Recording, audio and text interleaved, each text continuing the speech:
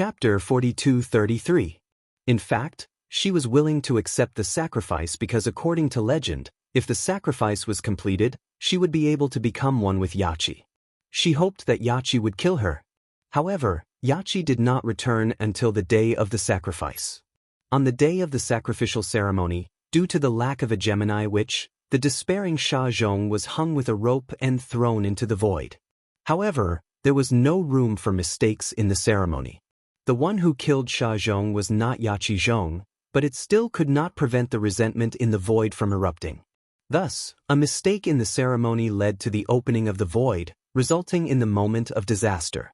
Thus, Sha Zhong descended with resentment and hatred, killing the surviving villagers one by one. As he watched the villagers die, he laughed wildly.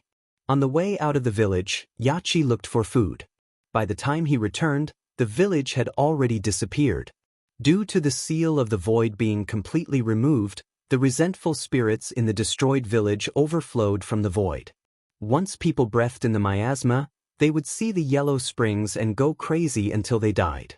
The village that was surrounded by Su had a dark night that no one could escape. From the outside, the village looked like a forest surrounded by fog. However, once someone was lured in, they would never return. Thus, it was called the village that disappeared from the map. One day, many years later, the Taotsong sisters, who had not returned for many years, came to the forest that they had not been in for a long time. Due to their strong spiritual perception, they encountered Cocoon, who was similar to Sha Zhong's sister. They were lured to the village that disappeared from the map. The worried sister, Su, chased after them. The sister was the reincarnation of the previous life's sister, Sha Zhong. She was lured back to the village. In the ending of the game, Taotsong and I replaced Yachi in the previous life and completed the sacrifice, killing the sister. At the end of the game, Xiao Yichen was immersed in the background of the game and the emotional world of the protagonist. In the ending, Taotsong and I was bewitched and had no choice but to strangle Taotsong to death. In the end, she chased after her sister who had turned into a red butterfly and cried in despair. Xiao Yichen did not dare to imagine. If it was him, he would be living a life worse than death. After listening to the story, Yu could not calm down for a long time. This is superstition. He said, every country has people who believe in superstitions. Xiao Yichen said, fortunately, we don't live in such a world. Actually, such a sacrifice does exist in Japanese folklore. But I think it's not only shocking, but also cruel. The boy suddenly asked, if it were you, would you be willing to complete the ritual? I don't want to, he replied angrily. I'll definitely kill whoever forces me to complete the ritual. It was rare for him to be so murderous. Just imagining such a scene infuriated him. Then, Yichen to the end, Su to the end, Yichen to the world to the world to the world to the world to the world to the world to the world to the world to the world. To the world to the world to the world. To the world to the Su to the world to the world. Yu tilted his head. He thought that Xiao Yichen would say that he would rather sacrifice himself than kill him. However, Xiao Yichen replied, I'd rather kill you than live. But Yu was shocked. Chapter 42-34. No matter what, at that time, those who are still alive are the ones who suffer the most. Xiao Yichen smiled embarrassedly. If you're dead, you won't feel any pain, right? Those who are still alive are the ones who bear the most pain. Yu was stunned. After a while, he sighed and said, I didn't expect you to be so much more mature than I thought. Indeed, those who were still alive were the ones who suffered the most. At that time, there was no strong contrast between life and death. What was truly intense was pain and relief. Those who were dead were the ones who were relieved. Those who were still alive were destined to bear the burden of longing, guilt, pain, and torture. Some lives were worse than death. Why are you thinking about such heavy things?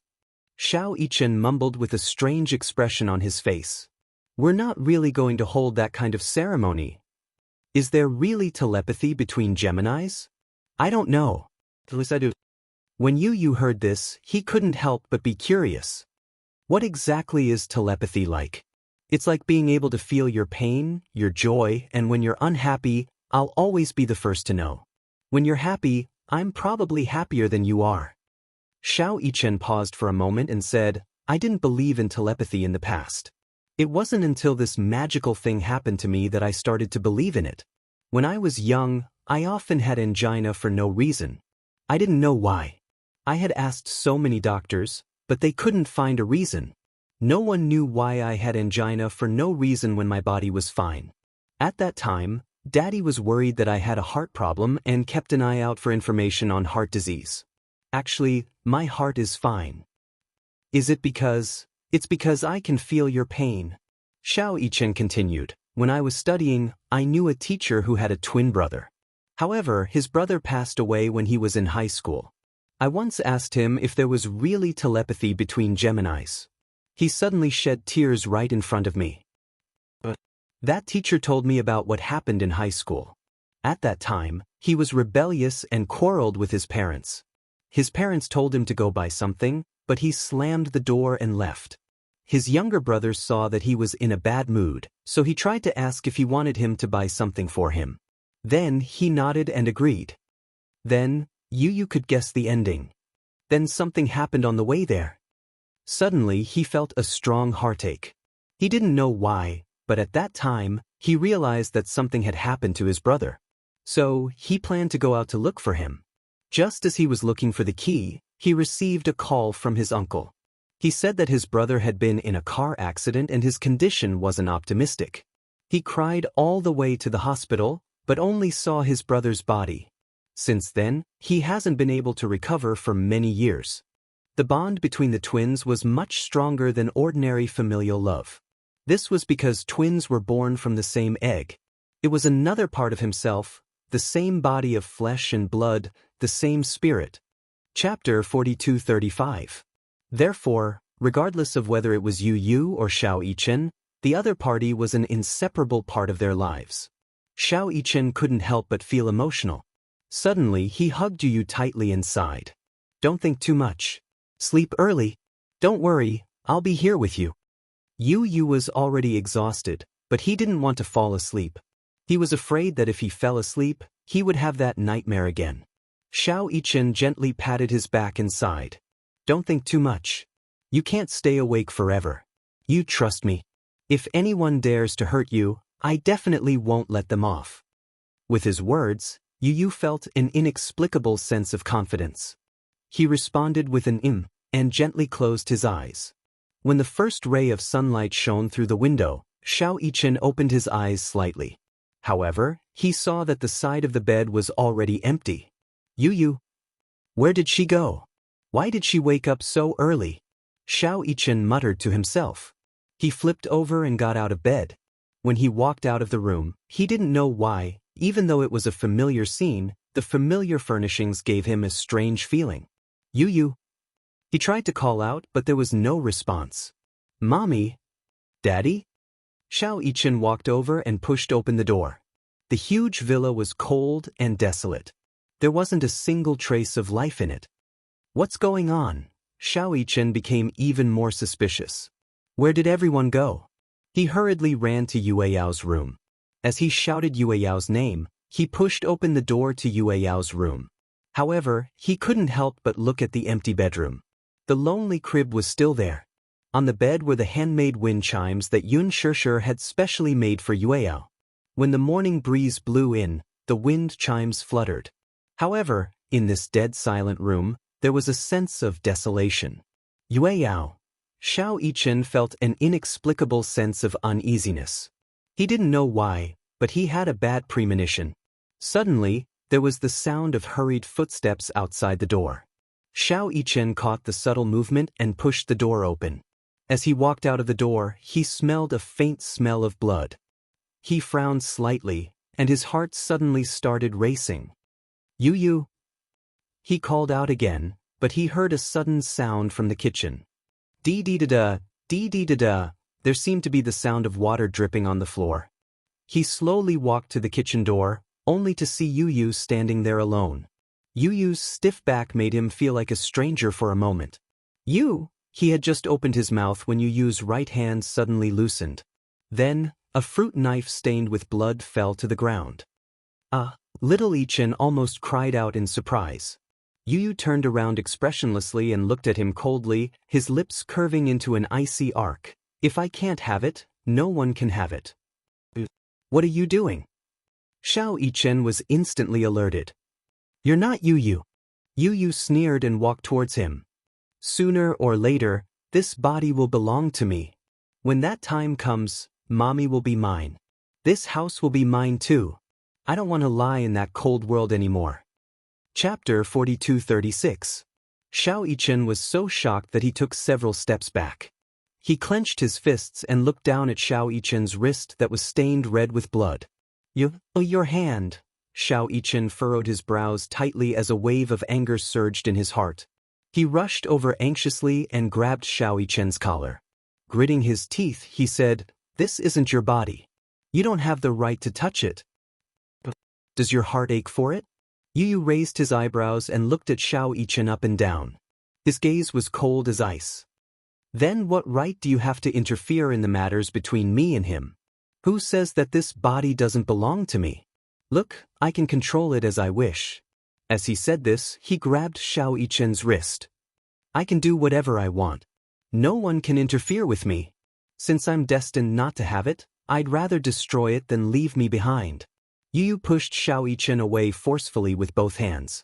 Xiao Yichen didn't know where Xiao Yichen got his strength from, but he slammed hard against the wall and fell to the ground in a sorry state. He was about to get up when he saw a hand sticking out of the unlatched cupboard door. He widened his eyes in shock and reached out to touch it gently. He recognized the diamond ring on the ring finger of that hand. It was Xianxia's hand. Her hand came out of the cupboard weakly without a trace of life. Xiao Yichen looked at Yu in disbelief and then looked at Xianxia. He swallowed hard and opened the cupboard door, only to see Xianxia's cold body curled up in the cupboard. Little Yichen let out a yelp and sat up in bed abruptly. The action of straightening his body pulled him back to reality from the nightmare. Xiao Yichen opened his eyes and saw the world in front of him clearly. It was a familiar bedroom, familiar furnishings, and familiar windowsill. The sunlight shone in from the window and finally made his body, which was covered in cold sweat, feel a trace of warmth. However, he could no longer distinguish whether what was in front of him was a dream or a dream within a dream. Although it was a dream, the scenes in the dream were still deeply imprinted in his mind. Especially the scene in the kitchen, it tugged at his heart fiercely. How could he have such a dream? He turned around and saw that the bed was empty. He couldn't help but wonder if this was a dream or reality. Xiao Yichen held his forehead in pain. He unsteadily lifted the blanket and got out of bed. He shuffled on his slippers, opened the door, and stood at the door of the room. He was still in a daze. He finally understood how torturous a deep nightmare could be. Just by recalling the scene in the dream, he didn't dare to imagine what would have happened if he hadn't woken up. Xiao Yichen leaned against the wall in pain. He finally understood why Yu didn't want to sleep even though she was so tired last night. Nightmares were really tiring. Even though he had slept for an entire night, he still felt extremely tired. It was probably because of the dream that his brain wasn't in a state of rest. That was why he felt this way. But why would he have such a dream? It was for no reason. He had always had a good sleep and never had such a dream. Was it because of telepathy? Chapter 42:37. Was it because of telepathy?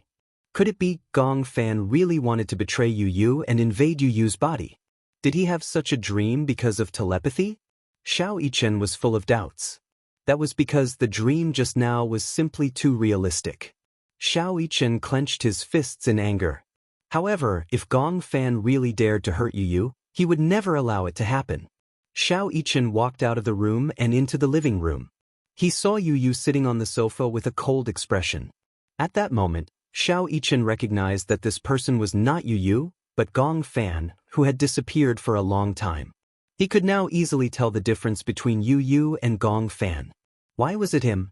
If it were not for the dream last night, little Yichen would definitely be overjoyed by Gong Fan's appearance. However, when he thought about the dream last night, his feelings toward Gong Fan's appearance became complicated all of a sudden. Gong Fan. When Gong Fan heard this, he turned to look at Xiao Yichen. However, there wasn't much emotion in his eyes. "You're awake?" Little Ichin hummed in response uncomfortably. He sat down next to his older brother, but he was wary of keeping a distance from him. "Why are you up so early?" When Gong Fan heard this, he took a sip of milk and said calmly, "I wanted to get some sun." Perhaps it was because he had been asleep for too long that Gong Fan didn't want to waste time sleeping. Hence, he got up early in the morning. In the living room, sunlight shone in and landed on his body. It was as if he was covered in a layer of gold. Xiao Yichen's eyes met his briefly. While he was in a daze, he suddenly heard the sound of water splashing from the kitchen. For some reason, Xiao Yichen thought of the dream. He stood up nervously and hurried to the kitchen. "Mommy!" He rushed to the kitchen door and saw Xianxia preparing breakfast in front of the kitchen counter. She jumped in fright when she heard Xiao Yichen's voice. She turned around to look at the door, only to see Xiao Yichen heave a sigh of relief when he saw that she was only washing the cups. He was scared to death. What happened? Xianxia was a little nervous, thinking that something had happened. "What's wrong?" "Oh, no, nothing." Xiao Yichen walked to Xia's side and whispered, "It's Gong Fan." Xianxia also knew that the person who woke up today was Gong Fan. However, there wasn't much surprise on her face. Instead, there was a faint worry. She was obviously worried about Yu. Last night, she saw with her own eyes how Yu struggled to wake up from his dream. He told her tiredly that in his dream, Gong Fan held a knife and stabbed his heart. Even though she had comforted him back then by saying that it was just a dream, no one dared to say whether it was a dream or if Gong Fan's personality had entered his dream and created such a terrifying nightmare. Now, early in the morning, she found out that Yu didn't wake up. The person who woke up was Gong Fan. This made her feel strangely uneasy.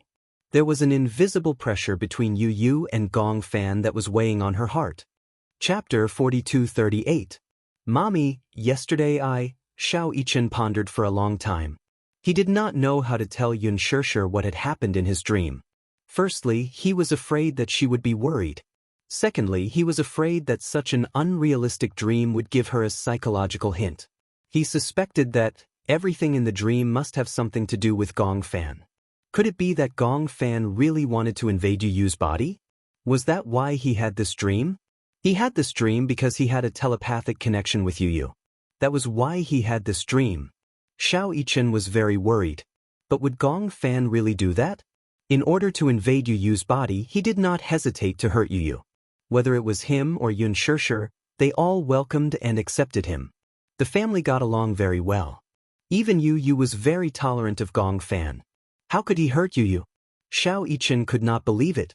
At the dining table, Xianxia served breakfast on the table. Xiao Yichen and Gong Fan sat opposite each other at the dining table. Xiao Yichen looked at Gong Fan as he ate his breakfast. He was hesitant. He had a lot of questions to ask Gong Fan, but he was worried that Gong Fan would be as cruel and vicious as he had been in the dream. If he asked this question, he would alert the enemy. Xiao Yichen was surprised to find that ever since he woke up from this dream, he seemed to be more cautious of Gong Fan. He seemed to be on guard against him. This was a subconscious precaution. It was not intentional at all. Gong Fan took a bite of his bread. When he saw that Xiao Yichen seemed to have a lot on his mind, he raised his eyebrows and asked, "What's wrong?" Oh, nothing." Xiao Yichen shook his head and picked up 2 slices of bread. He smeared a layer of blueberry jam on it and put it into his mouth absent-mindedly. "You don't seem to have slept well." Gong Fan's casual words made Xiao Yichen's heart skip a beat. No. But I feel that you're not in good spirits." It was not deliberate concern. Although Gong Fan's tone was not that warm, one could tell that he cared. He noticed that Xiao Yichen looked a little pale. He had a feeling that Xiao Yichen did not have a good rest today. He looked a little tired, and his complexion was a little worse. Little Yichen touched his cheek and gave a perfunctory reply. "Maybe it's because I had a nightmare." Nightmare? However, Gong Fan did not think so. Xiao Yichen was so carefree. What nightmares could he have? Turning into a box upon landing? Xiao Yichen replied, "I haven't played PUBG recently. I remember that you were addicted to this game." For a period of time, You would eat chicken during the day, chicken at night, and even in your dreams. Gong Fan paused, took a sip of milk, and teased, "Did you dream that you were being chased by someone with a frying pan?" Ahem. Gong Fan was actually in the mood to joke with him. Xiao Yichen felt a little more relaxed. He thought that a dream was just a dream. There was no need for him to take it too seriously. It was just a dream, but it had extended to other aspects. Yu was his younger brother. Similarly, Gong Fan was also his younger brother. How could he not trust Gong Fan and suspect that he wanted to hurt Yu? It was just a dream. Xiao Yichen deliberately ignored everything that happened in the dream. Chapter 4239. Xiao Yichen was distracted, and Gong Fan was obviously in a daze as well. He kept using the knife and fork to rub the egg yolk on the plate, as if he was thinking about something. Xianxia couldn't help but worry when she saw him in a daze. "What are you thinking about?" Gong Fan only snapped back to his senses after a while.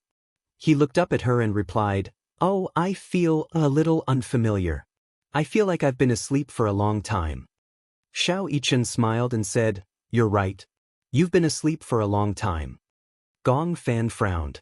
Xianxia asked tentatively, "Do you remember where you were before you fell asleep?" Gong Fan recalled for a moment and looked up. "In Mommy's arms?" "You still remember?" "Yeah, I remember that you promised someone to make a dessert table. I was muddle-headed that day and suddenly fainted." "Do you feel that something's wrong? Why did you suddenly faint for no reason?" Xianxia asked deliberately, trying to get some clues from Gong Fan. Gong Fan listened and tried to recall his memories. However, no matter how he tried, he was indeed missing a part of his memory from that day. "I can't remember clearly." "I see." Xianxia couldn't hide the disappointment in her eyes, but she hid it very well. Gong Fan obviously noticed the disappointment in her eyes and asked worriedly, "What's wrong? Did something happen that day?" "Nothing." Xianxia sat down and smiled. "Let's eat. Let's finish eating early and go for a walk outside, okay?" "Okay." Gong Fan's expression instantly relaxed. He enjoyed the time he spent with Xianxia the most, and he felt that the whole world was peaceful and blissful. Xiao Yichen still looked troubled. He had an exhausting nightmare last night, and even after waking up for a long time, he still couldn't get over it. In the backyard, Hua Jin stood by the swing and quietly looked at Natalia, who was sitting on the swing and playing by herself. Time was quiet and leisurely. "Can't you push me?" Natalia suddenly asked him for help. Hua Jin smiled and asked half-jokingly, "Why?" "I wanted to push you, but you said you wanted to do it yourself."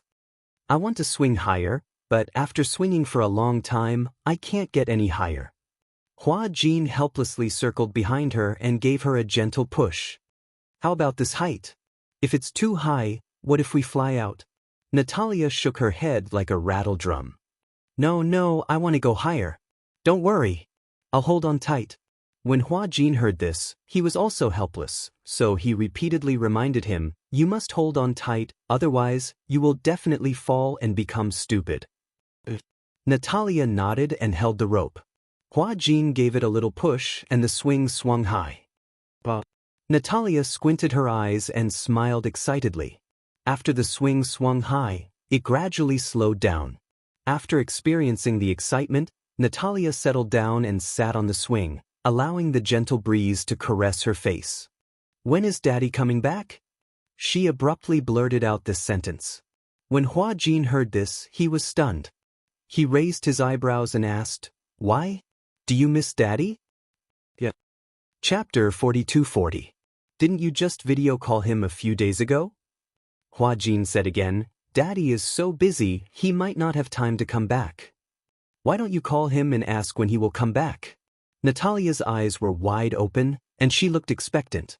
Hua Jin didn't want to disappoint her, so he walked to the side and took out his phone. He looked at Gong Jie's FaceTime, hesitated for a moment, and finally dialed. Hurricane Group. Gong Jie put on a windbreaker and walked into the maintenance hall. He looked at the huge monster parked on the tarmac, an armed helicopter. This was his personal vehicle. Armed helicopters were equipped with weapons and developed for the purpose of carrying out combat missions. They were divided into ordinary armed helicopters, stealth helicopters, and high-speed armed helicopters. Armed helicopters could be divided into two major categories: special purpose and multi-purpose. The special purpose type had a narrow fuselage and stronger combat capability. The multi-purpose type could be used to carry out attack missions, as well as transport, landing, and other missions. Modern armed helicopters not only carried a variety of weapons, but also carried a large amount of ammunition. In terms of single aircraft, helicopters with a higher takeoff weight could carry more ammunition. For example, the Mi-24 armed helicopter used in the Eaton P-2H war and the AFH war. The nose is equipped with one 4-barreled machine gun, 1,500 rounds of ammunition, 4 anti-tank missiles can be hung on the short wing tips, and 4 hangars can be hung under the short wing. 4 57mm rocket launchers with a total of 128 rockets. If rockets weren't installed, 1,500 kilograms of bombs could be installed. Another example was the AHL armed helicopter used in the Vietnam battlefield. It was equipped with a 20mm cannon or 30mm cannon in the nose. 8 anti-tank missiles or 76 70mm rockets could be installed under the short wings of the fuselage. The A-129 helicopter with a takeoff weight of less than 4 t was equipped with an organic gun. It could carry 8 Hort missiles or 52 70mm rockets. The air combat type could carry 8 Mistral air-to-air missiles. For an organized armed helicopter unit, its firepower couldn't be underestimated. At this moment, this huge armed monster was undergoing daily maintenance. Men were creatures with a strong desire to conquer. Therefore they liked cars, tanks, and guns. Not everyone could own such a huge armed monster. This military helicopter was a gift from Gong Xiaoying when he came of age. So far, it had been in service for 10 years. If the results of this maintenance were not good, he would probably have to retire. Gong Jie could not bear to part with her. After 10 years, it was impossible to say that he had no feelings for this comrade. This was the most precious gift he had received when he was 18 years old. For so many years, he had treated it like a treasure. However, now that he was about to retire, he could only lament that time had passed too quickly. This big monster was the H-1 Cobra armed helicopter. After the end of the Vietnam War in 1990, the United States Marine Corps decided to use the AH-1W Super Cobra as a base to upgrade their armed helicopters in all aspects, and the result was the AH-1Z Viper. The first prototype of the AH-1Z was successfully tested in 2000. Nominally, this was an improvement in the Super Cobra's performance. Within its lifespan, just the cost of maintenance and training alone would be hundreds of millions of USD, or even more than 1 billion USD. Chapter 4241. Hurricane was especially strict when it came to the maintenance of equipment. Gong Jie walked up to the helicopter and gently stroked it with his hand. He gave it a name, Robin. He gave it this name because Gong Jie used to have an idol when he was young. His favorite was Batman, the main character of Marvel's comics. When he was young, he liked to collect Batman memorabilia. And Robin was Batman's partner and assistant. He was also known as Boy Wonder, and together with Batman, they were known as the energetic duo. When he was young, he also hoped to have a close friend and assistant like Robin. Until Gong Xiaoying gave him this military helicopter. For some reason, the first name that came to his mind was Robin. That day, he sat in the brand-new pilot's seat for the first time. Touching the controls, he felt as though the AH-1Z had been given life. Your name is Robin. What do you think? He actually gave this big guy a name just like that, talking to himself. For 10 years, Robin had carried him through the skies. It had also flown over the aurora and the horizon. In the rain of bullets, it had been his most loyal partner. It had helped him shoot down missiles that tried to sneak up on him. Its hard shell had helped him block countless bullets from machine guns. It had also been on the brink of death and had gone through life and death together. Young Master Jie. He walked over during the maintenance, holding a thick stack of test reports in his hands. Gong Jie walked over and asked anxiously, "How is it?" "The test reports are out. Robin has met all the requirements and can continue to serve in the military." Upon hearing this, Gong Jie's eyes lit up. He turned around and jumped onto the big guy happily. It was just like when he had just become an adult and saw it for the first time like a child. Robin, that's great. He thought that Robin couldn't continue to serve in the military. He didn't expect that Robin could continue to accompany him by his side. Just then his cell phone suddenly rang. Gong Jie answered the call. Soon, Hua Jin's face appeared clearly on the screen. At the same time, Hua Jin also saw Gong Jie's face on the screen. For some reason, Hua Jin saw a smile on Gong Jie's face. It was rare for him to see him smiling so happily. Usually, he had a cold face and an indifferent expression on his face. It was rare to see him smile so innocently like a child. Upon seeing Hua Jin, the smile on Gong Jie's face disappeared and he cleared his throat awkwardly. What's the matter? Hua Jin was speechless. Could it be that his face dampened her mood? For some reason, Hua Jin was a little. Are you free? Gong Jie thought about it for a while. He did not seem to have much free time recently. His schedule was packed. What's wrong? What's the matter? Natalia misses you. He kept asking me, when are you coming back? Give her the phone. Okay. Hua Jin passed the cell phone to Natalia. Natalia held the cell phone and saw Gong Jie's face. She immediately smiled. Daddy, are you busy? She looked at him eagerly. Although she was smiling, the anticipation in her eyes made Gong Jie unable to say that he was busy. Daddy, do you miss me? Natalia asked again. Gong Jie raised his eyebrows and leaned closer to the screen. What do you think? Chapter 42-42. How do you know that I don't miss you? If you miss me, you will definitely rush back to see me. Natalia pouted, looking aggrieved. When Gong Jie heard this, he couldn't bear to see her like this. He ran his fingers lightly across the screen as if he wanted to touch her face. Daddy will go back to spend some time with you, okay? Natalia was still not satisfied with this answer. She asked, when will you be back? In a few days. Then, in a few days? Gong Jie frowned slightly. He didn't know what to do next, so he couldn't give her an answer immediately. However, if he gave her a half-hearted answer and didn't call her back after agreeing on a time, Natalia would be very disappointed in him and think that he didn't keep his word. Therefore, he had to be very careful when answering this question. Thus, Gong Jie replied, Daddy will call you back tomorrow, okay? Daddy will arrange some work and go back to see you when I have time. If Daddy is really busy, you don't have to come back to see me. Natalia was a little embarrassed. She could tell that Gong Jie was really busy. Although she missed him, she couldn't force him. Natalia was very sensible, well-behaved, and considerate. She didn't like to force people. Seeing this, Gong Jie's heart softened even more. Good girl. I promised to make time to go back to see you, so I will definitely do it. However, I don't know what to do next. Why don't you pass the phone to Uncle? I will tell him something. Okay. Natalia reluctantly passed the phone to Hua Jin. Hua Jin took the phone and walked to the side. Before Gong Jie could speak, he lowered his voice and said to him, Did Alice tell you? What did she say? It's about Natalia. Natalia? During this time, Alice hadn't contacted him. Who was Natalia? Noticing the confusion in his eyes, Hua Jin realized that Gong Jie probably didn't know about this.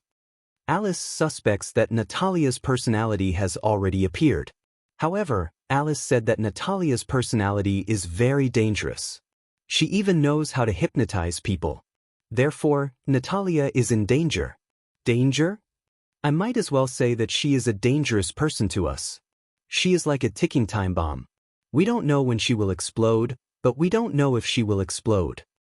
Gong Jie frowned and said immediately, Alice didn't mention this to me. I think she is too suspicious.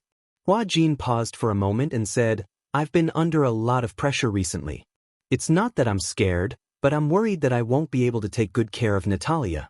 After all, I have no experience in taking care of patients, and my reaction is always half a beat slower. Don't worry, there's no need to be so stressed. Just pay more attention to her condition. I believe that with Alice around, the situation won't get out of control. I will arrange my work as soon as possible and try to return to China as soon as possible. Because Alice was by Natalia's side, Gong Jie wasn't very worried at first. However, when he heard Hua Jin's words, he realized that things might not be so simple. Chapter 42-43. Hua Jin nodded. For some reason, when Gong Jie promised that he would arrange it as soon as possible and return to see Natalia, Hua Jin felt inexplicably relieved. The name Gong Jie seemed to signify an absolute sense of security and reliability. Hua Jin put away his phone and walked in front of Natalia. Under her expectant gaze, he smiled and said, "Daddy will arrange for work as soon as possible and return to accompany you. Are you happy?" Natalia was so happy that she stepped on the waves. "Uncle Hua Jin, I feel so lucky to have met Daddy and you." Natalia didn't know why, but she felt extremely emotional. She suddenly jumped off the swing, ran in front of him, and gave him a big hug. "I love you." Perhaps it was because she grew up in the West, but Natalia knew how to express love. Hua Jin was stunned. He didn't expect Natalia to give him such a warm hug. It seemed to be the first time she hugged him so actively. He was overjoyed. He also squatted down and hugged her tightly. "I love you too." "Yeah." Natalia blinked and suddenly thought of something. She lowered her voice and asked softly, "Then, if I make a mistake, will you and Daddy not want me anymore?" "How can that be?" Hua Jin didn't think much of it. Who doesn't make mistakes? No one is a saint and will never make mistakes. How can we abandon you just because you make a mistake? Natalia's eyes couldn't help but turn red when she heard that. Hua Jin suddenly realized why she asked that. She had lived in an environment with too many uncertain factors since she was young. It wasn't an exaggeration to say that she was homeless. Strictly speaking, Natalia didn't have any real family. At first, when Gong Jie said that he wanted to adopt her, she didn't think much of it. She had a feeling that this family wouldn't last for long. She didn't have much confidence in the concept of home and happiness. Therefore, she felt uneasy and cautious. She even deliberately distanced herself from him because she was afraid that once she put her feelings into it, she would be sad once they were separated. "Then it's a promise." Natalia carefully extended her pinky. Her eyes sparkled as she moved closer to Hua Jin and pouted. "Pinky promise. From now on, we're a family. No matter what, let's never be separated, okay?" After spending so much time together, Natalia realized how warm it was to have a family, even though they had been living together peacefully. It was this long-lasting warmth that made Natalia even more dependent on Hua Jin. The more he felt warmth, the more he felt that this warmth was precious and the more he wanted to cherish it. Especially today, after the phone call with Gong Jie and learning of her needs, he immediately arranged for work and flew back to accompany her. It made her feel like she was being treasured. Therefore, she also wanted to cherish it and open her heart to let Hua Jin and Gong Jie live in her heart. Hua Jin reached out his pinky and gently hooked it with hers. His lips curled into a smile, revealing his pearly white teeth. "I promise you." Natalia looked at him and smiled. Chapter 42-44. She was grateful to Hua Jin and Gong Jie for giving her such a family, even though such a family seemed to be different from other children's families. Everyone else had a mother and a father. It was a pity that her family didn't seem to be such a combination. Natalia leaned into his embrace and suddenly asked curiously, "If I call him Daddy, what should I call you?" "Uncle." Hua Jin raised his eyebrows. "Isn't that what you've always called me? But I want a mommy too."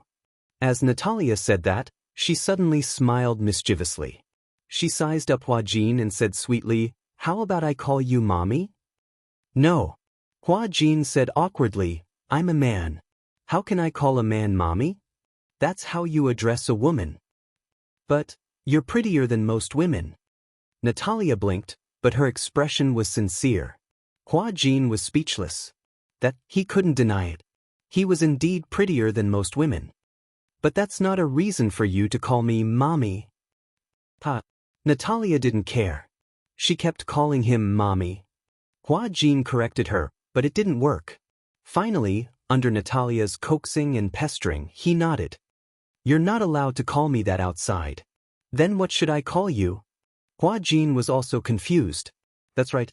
Hua Jin suddenly said, "How about you call me Daddy too?" After a pause, he felt a little guilty. Are you willing to call me that? I'm willing. But what if you're both here? Natalia didn't say it clearly, but Hua Jin understood what she meant. She meant that if Hua Jin and Gong Jie were both present, wouldn't it be easy to confuse them if they both called him Daddy? How about this? Natalia said. I'll call Gong Jie Daddy Jie, and you Daddy Jin. Hua Jin suddenly laughed. It sounded as if he and Gong Jie were a couple. It felt weird. In foreign countries, many gays and lesbians formed marriage families, and their adopted children were called that. If outsiders heard it, they would misunderstand that he and Gong Jie were a couple. Daddy Jin, Daddy Jin. It sounds nice when you call me that. After spending so much time together, she was no longer as cold and distant as she was when they had first met. This question stumped Natalia. She mumbled, I like both of them. Hua Jin asked again, if he and I both fell into the sea, who would you save first? Natalia furrowed her brows. I don't know how to swim. If I save you, I'll die too. Haha. Hua Jin was amused by her serious answer. What I mean is, if you know how to swim, then I'll definitely save you first. Why? Because Daddy Jie knows how to swim. Natalia looked troubled. Chapter 42-45. I'll tell you a secret, okay? Natalia said seriously. What secret? Actually, I have an older sister. Natalia hesitated for a long time before deciding to tell him the secret. Hua Jin's expression changed instantly. Sure, this is a secret. Don't tell anyone else, or else my sister will be angry. What's your sister's name? Natalia said. Actually, it feels weird to say that she's my sister because other than me, no one else has seen her. I feel that she's more like another me. You can see her? Probably. Probably? Hua Jin was a little confused by her tone. Why did she sound so uncertain? So, can I see her or not? Does it count if I see her in my dreams? In your dreams? I feel that she can control my body. Do you know about the crystal ball? Hua Jin vaguely sensed that he might be able to find some clues about Natalia from Natalia's mouth. Hence, he listened to her attentively. That crystal ball was a gift from my sister, Natalia. Gift? Natalia nestled in his arms and recalled. Actually, the first time I saw her was a long time ago. At that time, I couldn't sleep well. I would have many dreams, very strange dreams. Many times, I couldn't even tell which was reality and which was a dream. So, she gave me that crystal ball and said that as long as I hugged it to sleep at night, I would be able to sleep well. At least, I wouldn't have those strange dreams anymore. Crystal ball? Could it be Natalia had hinted to Natalia that hugging the crystal ball would allow her to sleep well? Was she actually using the crystal ball to control Natalia? Natalia might have been controlled by Natalia because of the crystal ball? This seemed to be a very important clue. I see, Hua Jin probed. Do you have to hug the crystal ball to sleep every night? Yes, sometimes I forget, but if I do, I'll have a lot of strange dreams at night. However, if I hold the crystal ball, sometimes I feel like I have slept for several days, and I feel very tired when I wake up. I see. Actually, I'm very curious. Natalia frowned and turned to look at Hua Jin. Pursing her lips, she hesitated for a long time before finally asking the question that had been bothering her for a long time. None of you can see Natalia, can you? Hua Jin didn't say anything. He just shook his head subconsciously. I feel that Natalia is very bad. Very bad. Yes, she told me not to trust anyone, including you and Daddy. So, in the beginning I was always wary of you, but slowly, I found that you were very good to me, very gentle, just like family. I wanted to get close to you, but every time I wanted to get close to you, she would stop me. How strange, she always seems to be able to see through my heart. Then why do you think she's bad? Because. Chapter 42-46. Natalia is like a demon living in my heart. For some reason, this sentence sent a chill down Hua Jin's spine. Did she really say that? In the study, Alice was playing with a fountain pen. Hua Jin sat across from her, deep in thought. Outside the window, it was already late at night. Natalia had already fallen asleep. When Alice returned home, Hua Jin told her everything, no matter how big or small, about what had happened. Alice was surprised to hear it. Wait a minute. My mind is a bit messed up. Alice frowned. She decided to connect the clues and reorganize her thoughts. Hua Jin sat quietly on the side. He did not say anything, afraid that he would interrupt her thoughts. Can I understand it this way? Alice said seriously. Natalia controlled Natalia through the crystal ball. She could even decide when she could control this body and when she could let Natalia control this body. I think so too. But, then, what is Natalia's purpose? Alice could not figure it out when Hua Jin mentioned it. She had been thinking about Natalia's purpose and motive, but she could not figure it out. Hua Jin opened his mouth, wanting to say something, but he did not dare to do so. Alice obviously sensed that he had something to say, so she encouraged him. What do you think? I think my idea might be a bit ridiculous. I'm afraid that you will laugh at me if I say it out loud. Even if it's authoritative science, there are many ridiculous possibilities. In real life, there are too many ridiculous things. Why don't you tell me about it? Maybe it's an important idea. Don't you think that it's suspicious that Professor Romanka allowed us to adopt Natalia so easily? Alice was suddenly stunned when she heard that. A white light flashed across her mind. What do you mean? Since Professor Romanka created Natalia, does he have the ability to control this personality? Perhaps, in terms of relationship, Natalia regards him as her father, or perhaps, as her master? Alice frowned and her eyes suddenly flashed with a sharp light. That's the main point. Then, since there is such a possibility, can Natalia's motive be considered as Romanka's, that he was the one who ordered Natalia to do all this? It's not impossible. Alice rubbed her temples. Hua Jin's words had undoubtedly opened up her mind. Then, encouraged, Hua Jin finally voiced his doubts bravely. What's Professor Romanka's motive for creating Natarisa? You should know better than I do. Before this, I've looked into his academic research and spent some effort, but I also learned that Professor Romanka has always wanted to create a personality society to achieve the goal of controlling people with multiple personalities. Alice pondered for a moment and suddenly said, Professor Romanka's so-called personality society is to create a personality to take on the role of the Reaper. Reaper? Alice said in a low voice. This Reaper has the status of a leader recognized by all the personalities, and has enough authority to control the life and death of all the personalities. Chapter 42-47. How is that possible? Hua Jin, on the other hand, was in disbelief. Don't tell me that even the main personality of a Reaper can be completely controlled? It's not to the extent of being controlled. However, it's hard to completely rule out this possibility. That's equivalent to not saying anything. Hua Jin said again, it's like a doctor telling a cancer patient, there's a chance of curing the disease, but it doesn't rule out the possibility of not being able to survive. I've already said that even the most authoritative science doesn't have absolute conclusions. In fact, there are still many things in this world that humans haven't explored and understood. The so-called science itself is a known and verified answer. Alice emphasized and said, however, what we've learned from Professor Romanka's conclusion is that the Reaper's ruling power is very terrifying. Hua Jin suddenly became a little worried. It can't be that the main personality can be killed, right? After a pause, Hua Jin said again, I remember someone said before that the position of the main personality is absolutely not allowed to be challenged. The main personality won't be controlled, let alone killed. Yes, that's it. Alice frowned and suddenly said, but that's only in theory. For example, after many experiments, through electric shocks, and even through many similar experiments, there's a possibility that the other personalities will disappear.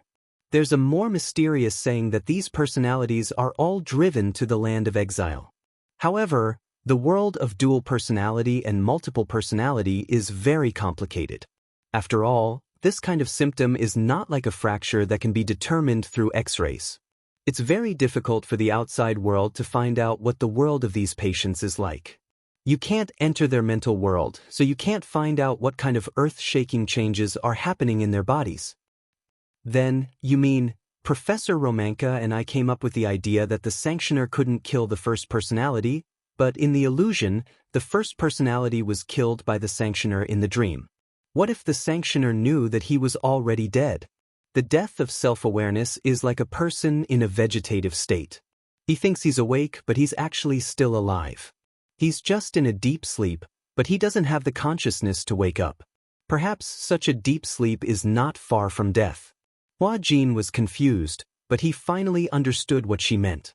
It was nothing more than, for example, if the Reaper split from Natalia's body, then in the dream or in the illusion, the Reaper killed the first personality. Then, if the first personality thinks that he's dead and doesn't realize that he's only dead in the dream, then an endless deep sleep is no different from death.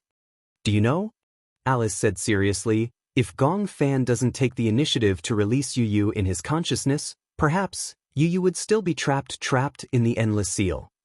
Hua Jin could not help sucking in a breath of cold air. Chapter 42-48. Then, let me ask you a question. Hua Jin asked seriously, can both Yu Yu and Gong Fan's personalities be preserved at the same time? Alice was stunned when she heard this. Why do you ask?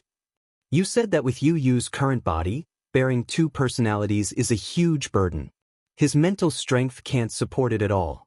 However, whether it's Shi, Xiao Yichen, or even Yueyao, they all have feelings for Gong Fan. Under such circumstances, if Gong Fan's personality is erased, it won't be a good ending for anyone. Alice frowned helplessly. This is indeed a tricky matter. However, I've already contacted other experts in this field some time ago. When the time comes, we'll discuss it together. After all, I'm alone. With my ability, there might be many limitations. However, if everyone thinks of a way together, we won't be completely helpless. Okay. Hua Jin stood up and said to Alice, I'll go check on Natalia and see if she's asleep. Hua Jin went to Natalia's room. At that moment, the wall lamp in the room was still switched off. Natalia was very afraid of the dark. Sometimes, when she couldn't fall asleep, she would sleep with the lights on. Usually, Hua Jin would come to her room to check on her before going to bed. If the lights were still on, he would turn them off. Gradually, Hua Jin realized that she didn't like to turn off the lights. Every day before going to bed, he would come to check on her. This had also become his habit. As he walked into the room, he was surrounded by warmth. Hua Jin walked to the bed and sat by it for a while. He didn't know why, but when he looked down at Natalia's sleeping face, he unconsciously fell into a trance. Natalia slept very quietly. Her eyes were closed, and her eyelashes were long, thick, and slightly curled. Her fair skin was crystal clear, as if it could be broken by the slightest breeze. Before this, he didn't even think that he would like children so much. He couldn't even imagine what it would be like to get married and have a family. Before this, he didn't even like children very much. He always felt that children were noisy. If he didn't teach them well and raised a naughty child, it would be even more of a headache. Nowadays, there were too many naughty children. Some of them were brought up because their parents didn't discipline them well, while others were brought up because their parents didn't have the time. Hua Jin had been having a headache. This was because he had never had a good family since he was a child. He had been through a lot of hardships growing up, and it was not easy for him to become sensible. He was really worried that he would not be able to give his future children a happy family. This was because he did not have a happy family since he was young. Thus, he did not know what a healthy family was like. Due to an accident, he suddenly became a surrogate father and had a child. In the beginning, he had been caught off guard, but he had gradually gotten used to it. After that, he had completely treated Natalia as his own child, as if she was his own. It was also for this reason that he gradually understood Xianxia's feelings. Perhaps, when they grew up and became parents, they would understand their parents' good intentions. Because of this, he hated his father and mother even more. However, that was the grudges of the previous generation. He didn't want to understand, nor did he want to participate.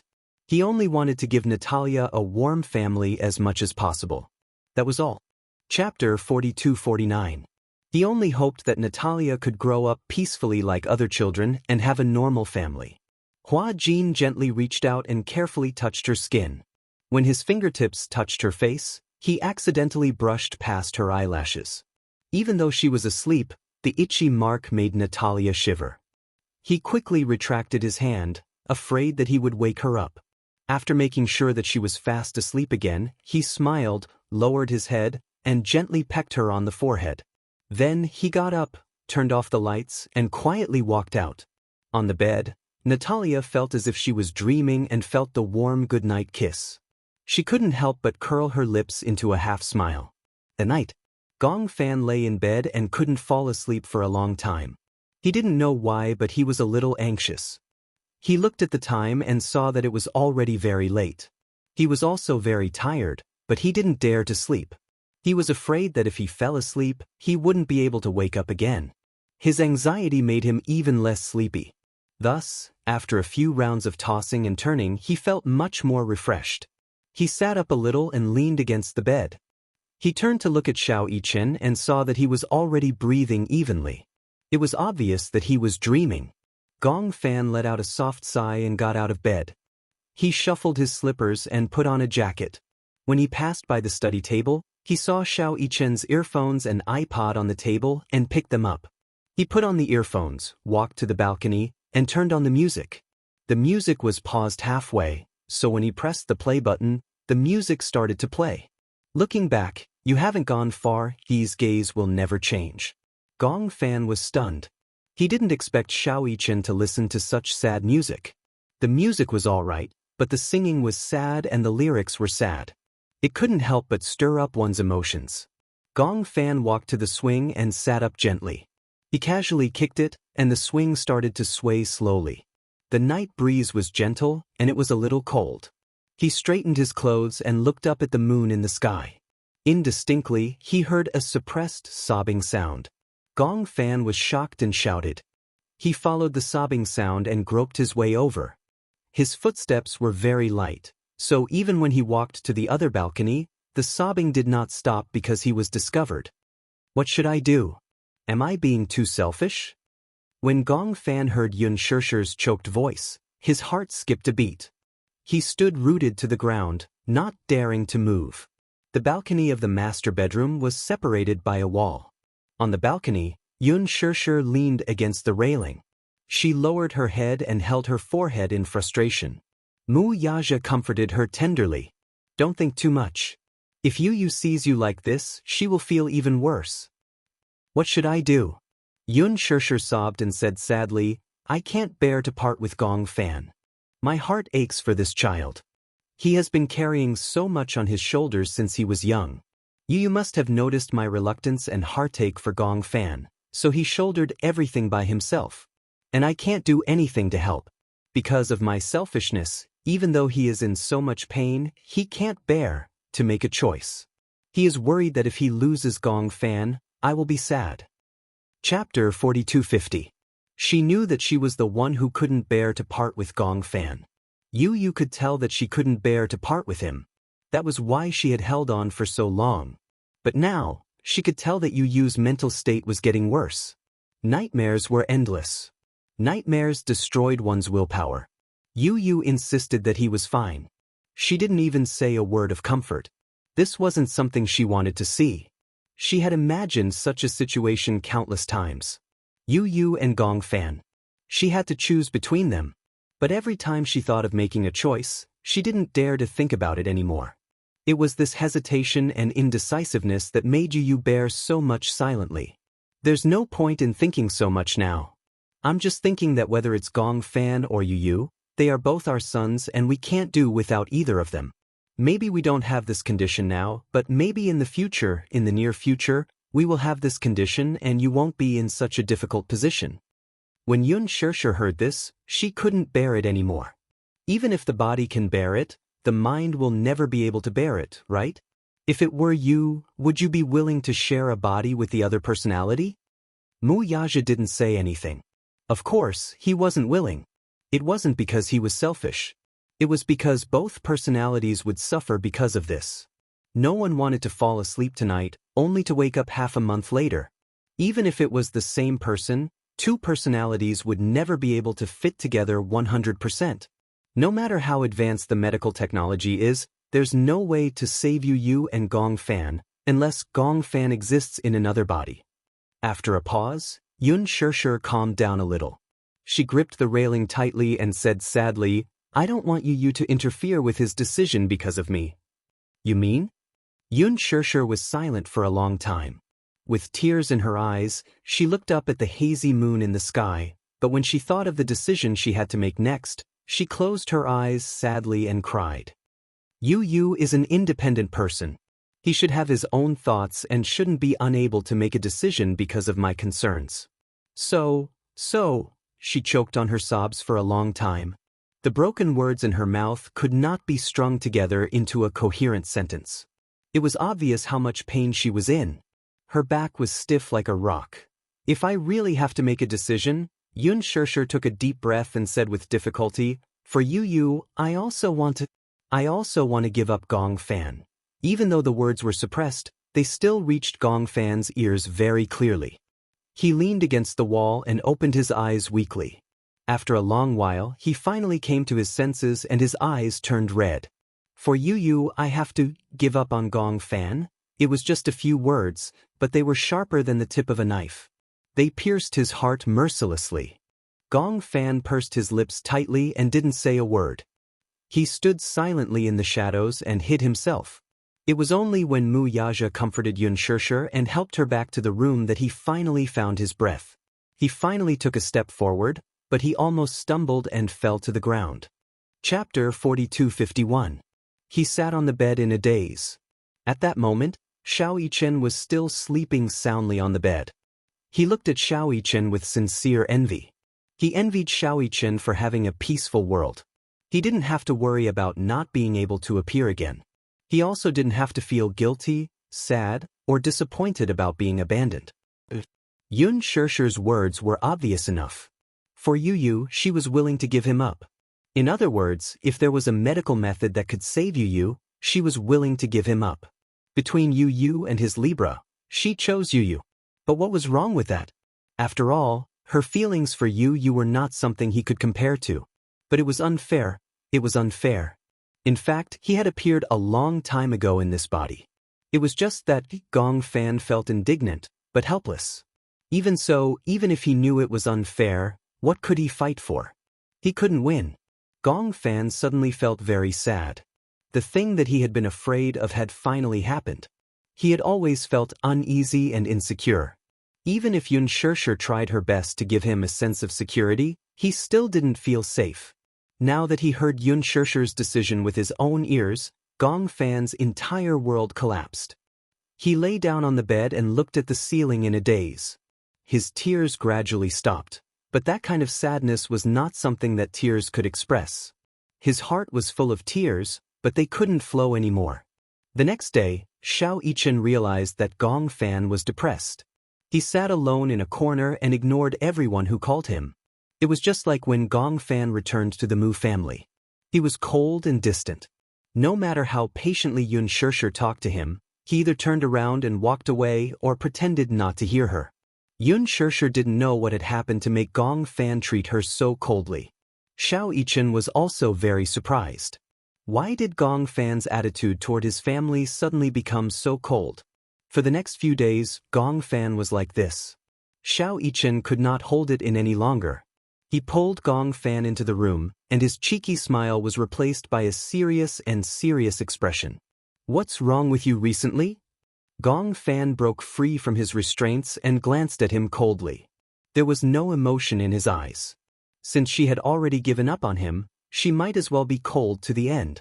If he treated them so coldly, they would also be disappointed in him and treat him coldly.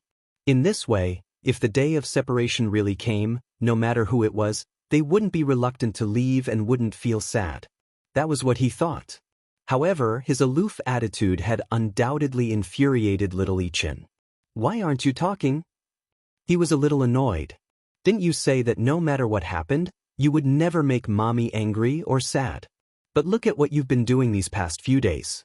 No matter how much mommy and I talk to you, you ignore us." Do you know that mommy's imagination will run wild and she will be very sad? This series of aggressive questioning made Gong Fan even angrier. He raised his eyes to look deeply at little Chen and let out a sneer. Chapter 4252. He was filled with anger, but he couldn't find a way to vent it. At this point, he still didn't want to make things clear. He didn't even want to vent his anger on Xianxia, so he forcefully restrained himself. Gong Fan took a deep breath and turned to leave the room. When Xianxia saw this, how could he allow him to leave without saying a word?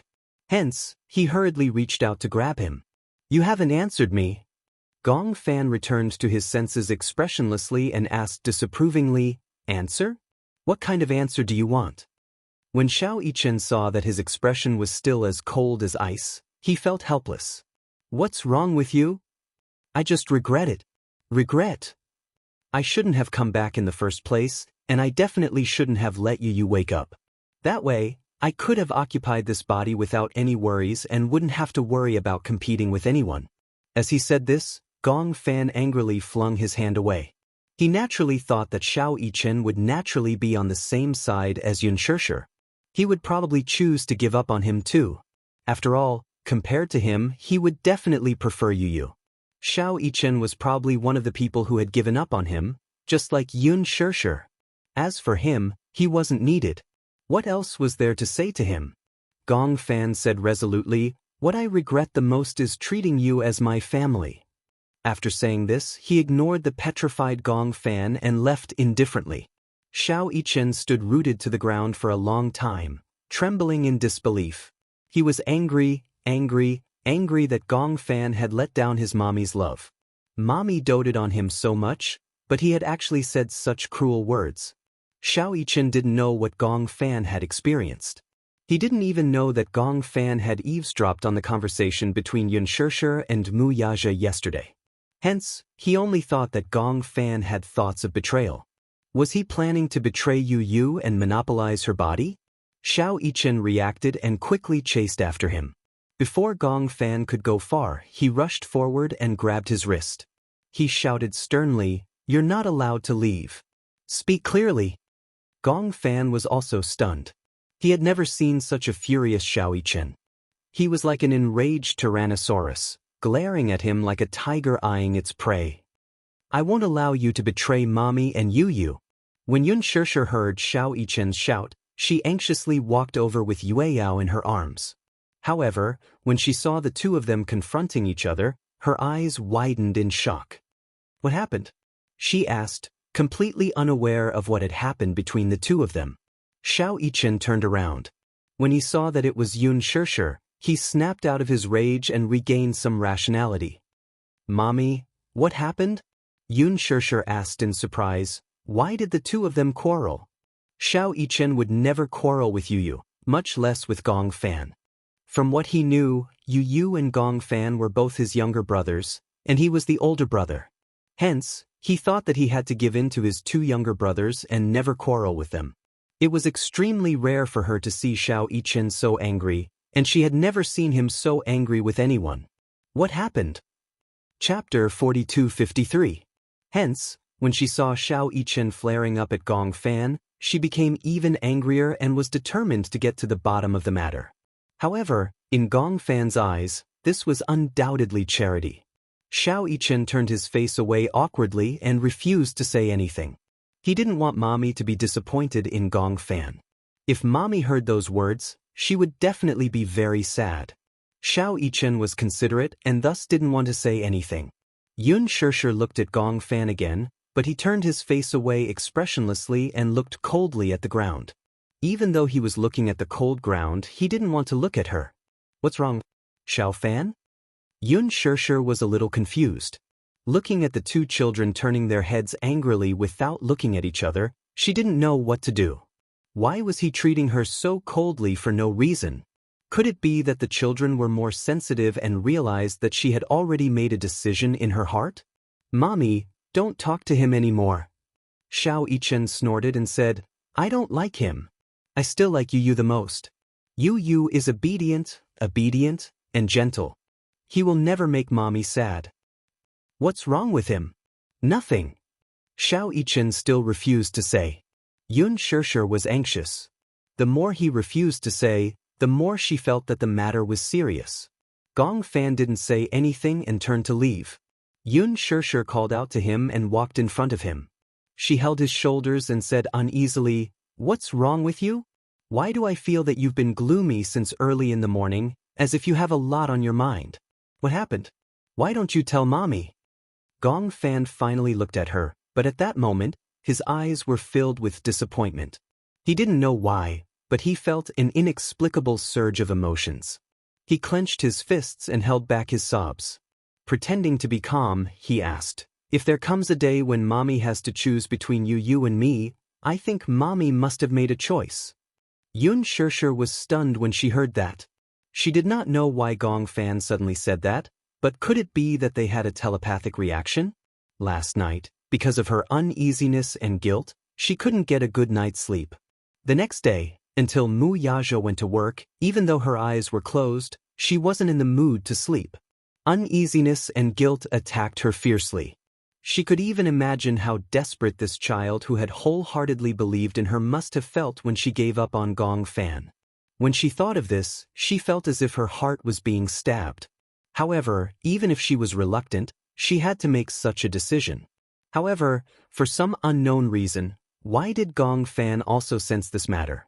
Yun Shishir's face was burning hot. At the side, Xiao Yichen was also stunned. He did not understand the connection between the two events. However, thinking that Yun Shishir would not make such a cruel decision, he said stubbornly, "Are you kidding me? Don't you know what kind of person mommy is? Even if there's only a 1 in a million chance, she will do her best to protect you. Whether it's you or you, mommy will not give up easily." Chapter 4254. For a moment, she could not hide the guilt she felt towards Gong Fan. Her eyes turned red. Gong Fan looked at her red eyes. His heart, which he thought was already made of stone, softened. He could not bear to force her or threaten her to change her decision. He had been given up, so he accepted being given up. In the past, he had sworn that no matter what decision Yun Shishir made, he would always trust her and protect her. Therefore, Gong Fan could not bear to blame her. Especially after seeing her tears, he could not harden his heart to face her. However, since it was her decision, he silently accepted it. Gong Fan knew and could tell that Yun Shishir must have been in a lot of pain when she made this decision. She was hesitating, and even now, she was still hesitating. He did not want to beg her to make a new decision because of this. After all, if this went on, he would feel tired and so would the others. Since it was so torturous, it was better to let go and give up. Everyone would be free and easy, and it would be much easier. Gong Fan knew that if that day really came, Yun Shishir would definitely be overwhelmed by guilt. He curled his lips and a layer of ice suddenly appeared in his eyes. Xiao Yichen is right. Gong Fan looked at Yun Shishir coldly. "I am indeed cold and heartless. However, how can you say that I betrayed you? In this world, the weak are prey to the strong. Similarly, although we have different personalities, we both have the right to occupy this body." When Yun Shishir heard this, she did not expect him to say such cold and cruel words. The weak are prey to the strong? Between me and him, whoever has the ability has the right to occupy this body. If he doesn't have the ability, he deserves to be reduced to ashes. Am I wrong? As Gong Fan spoke, the expression on his face became even colder. "It's best that I disappear immediately. Otherwise, sooner or later, I will make you disappear. This body will truly belong to me." As he spoke, he turned around and was about to return to his room. Yun Shishir stood up in disbelief and stared at him in disbelief. "Who instructed you to say these words? Orders?" Gong Fan did not even turn his head as he said indifferently, "No one instigated me. These are my words from the bottom of my heart. That's all." With that, he walked away, leaving Xiao Yichen and Yun Shishir looking at each other. When Gong Fan returned to his room and saw Yun Shishir and Xiao Yichen outside the door with a bang, Yun Shishir was still in a daze. She found it hard to believe that Gong Fan had said those words from the bottom of his heart. He wasn't sincere. What's going on? Why did he become like this? Yun Shishir shook her head. He's not Gong Fan. Gong Fan wouldn't do this to me. Mommy, calm down. Xiao Yichen also felt that there was something suspicious about this. Why did Gong Fan suddenly become so cold and indifferent in just one night? He even said such overboard words? What happened? Yun Shirshir couldn't help but feel suspicious. Could it be that this is another personality that he has? Otherwise, why would Gong Fan say such heartless words? Gong Fan has always been like this. Have you forgotten how he was when he first came back? To us, to you, to Daddy, and to Yueyao, he seemed to look at everyone with hatred, right? Chapter 4255. That night, Gong Fan didn't come out to have dinner with everyone. Instead, he hid in his room alone. He had a very serious stomach problem. Yun Shirshir had also reminded him about this. If he didn't eat on time, his stomach would hurt and it would be terrible.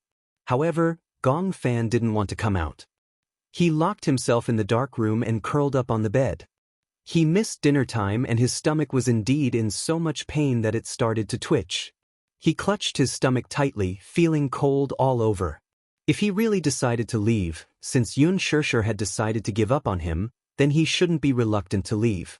Be cold to the end. Let the coldness end everything. If he was cold to the end, the heartache would probably be less. Gong Fan turned over with difficulty and casually turned on the bedside lamp. He searched around the bedside table and as expected, he found a bottle of stomach pain medicine.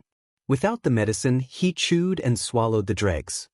He returned to the bed and wrapped himself tightly with the blanket, shivering. Torture, like self-abuse, giving up. At the door, Yun Shirshir paced back and forth at the door with the food that had been reheated 3 times. She looked at it anxiously but couldn't muster the courage to knock on the door. Mu Yaja saw that she kept pacing in front of Gong Fan's door and didn't even bother to eat. He felt helpless and didn't know whether to laugh or cry. He walked over and patted her shoulder gently. You haven't eaten yet. Eat first. However, Yun Shirshir couldn't care less about eating. When she thought of Gong Fan's stomach problem, how could she care about herself? If he doesn't eat dinner, his stomach will definitely hurt. However, I've been standing at the door for a long time and haven't heard any movement. Could it be that his stomach is hurting and he's enduring it and unwilling to tell me? Yun Shirshir rubbed her forehead in frustration and her eyes turned red again. Why is he like this?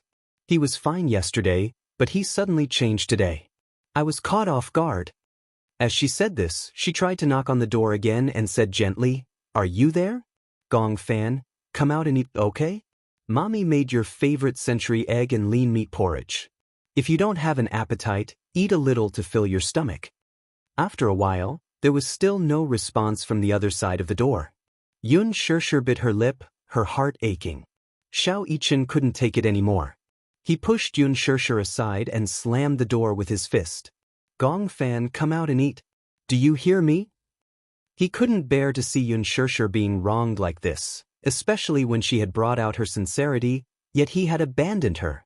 He was not qualified. However, even though he knocked on the door loudly, there was no response from inside at all. Was he completely ignoring them? Xiao Yichen was instantly enraged. Ignoring Yun Shirshir's attempts to stop him, he lifted his leg and kicked the door open. His violence shocked Yun Shirshir. She rushed in behind him and saw that Xiao Yichen had just turned on the lights and saw a figure curled up under the blankets on the bed. Xiao Yichen, who was originally in a rage, saw a bulging figure under the messy blankets. He walked over suspiciously and lifted the blankets. However, he saw Gong Fan hugging his arms and his body curled up like a shrimp. His forehead was covered in beads of cold sweat. Beads of sweat were dripping down from his temples. His pajamas were also drenched in cold sweat. Chapter 4256. What's going on? Xiao Yichen was shocked. Yun Shirshir and Mu Yaja surrounded him anxiously. Amidst the panic, Mu Yaja was sharper. He saw the painkillers on the bedside table and immediately said, Could it be that his stomach is hurting again? His face is so pale. Could it be that he has low blood sugar? Yun Shirshir said again, After all, he hasn't eaten for a day. Maybe his blood sugar is low. Xiao Yichen couldn't care less. He bent down slightly, put his hands around the back of Gong Fan's neck and knees, and carried him up. "Let's go to the hospital," Xiao Yichen said and hurried out of the door. Even though he was also extremely frightened, he immediately made a decision in his moment of desperation. Mu Yaja and Yun Shirshir looked at each other and immediately walked toward the garage. At the hospital, Gong Fan was hurriedly sent to the emergency room. The three of them waited nervously outside the door for a long time before the door of the emergency room finally opened. The doctor removed his mask and walked out with a serious expression. When Yun Shirshir saw him, she immediately went up to him worriedly and blocked his way. "Doctor, how is he?" The doctor glanced at her and asked, "Are you the child's family?" Before Yun Shirshir could answer, he glanced at Xiao Yichen behind Yun Shirshir. Seeing that he looked exactly like Gong Fan, he understood. "Fortunately, you sent him here in time. The child is suffering from acute morphine poisoning. It's probably caused by accidentally taking too many painkillers. We've already pumped his stomach to induce vomiting. If he was sent here any later, I'm afraid that the child would suffer from respiratory failure due to the morphine poisoning. The consequences would be unimaginable." Morphine poisoning. When Yun Shirshir heard this, she couldn't help but feel a chill run down her spine. If Xiao Yichen hadn't barged in, perhaps Gong Fan would have suffered from respiratory failure due to the morphine poisoning. And all of this, they didn't know about it. Yun Shirshir lamented over Xiao Yichen's violent barging. If it hadn't been for him, perhaps Gong Fan would have been in deep trouble. Why did this child take so many painkillers? The doctor wondered if Gong Fan had suicidal tendencies. Yun Shirshir knew what he was suspecting and answered, "He probably took painkillers because he has a serious stomach problem. In the past, when he took medicine, I was the one who was supervising him. The dosage on was strict. This time, we weren't by his side. He threw a tantrum and refused to eat. His stomach, so he took the medicine, and his stomach on the pain. Like this." The doctor's tone on was, "You're a parent on is too. This kind of dangerous medicine should be kept by the parents themselves. How can it be placed in a place where children can easily touch it?" Yun Shirshir pursed her lips and lowered her head. She accepted the doctor's criticism guiltily. In fact, the doctor thought that Gong Fan was as childish as an ordinary child. Actually, only Yun Shirshir knew that Gong Fan knew that he could not take too much medicine. The big problem was that it was too painful this time. He had given up on himself and swallowed a lot at once. However, he did not know the consequences and almost caused such a disaster. "You're too irresponsible as a parent. You put the medicine where the child can see it. If he didn't know, he would have taken it all at once. Now that you've sent him back, I'm afraid there's nothing you can do to save him." Chapter 4257. Mu Yaja looked a little unhappy.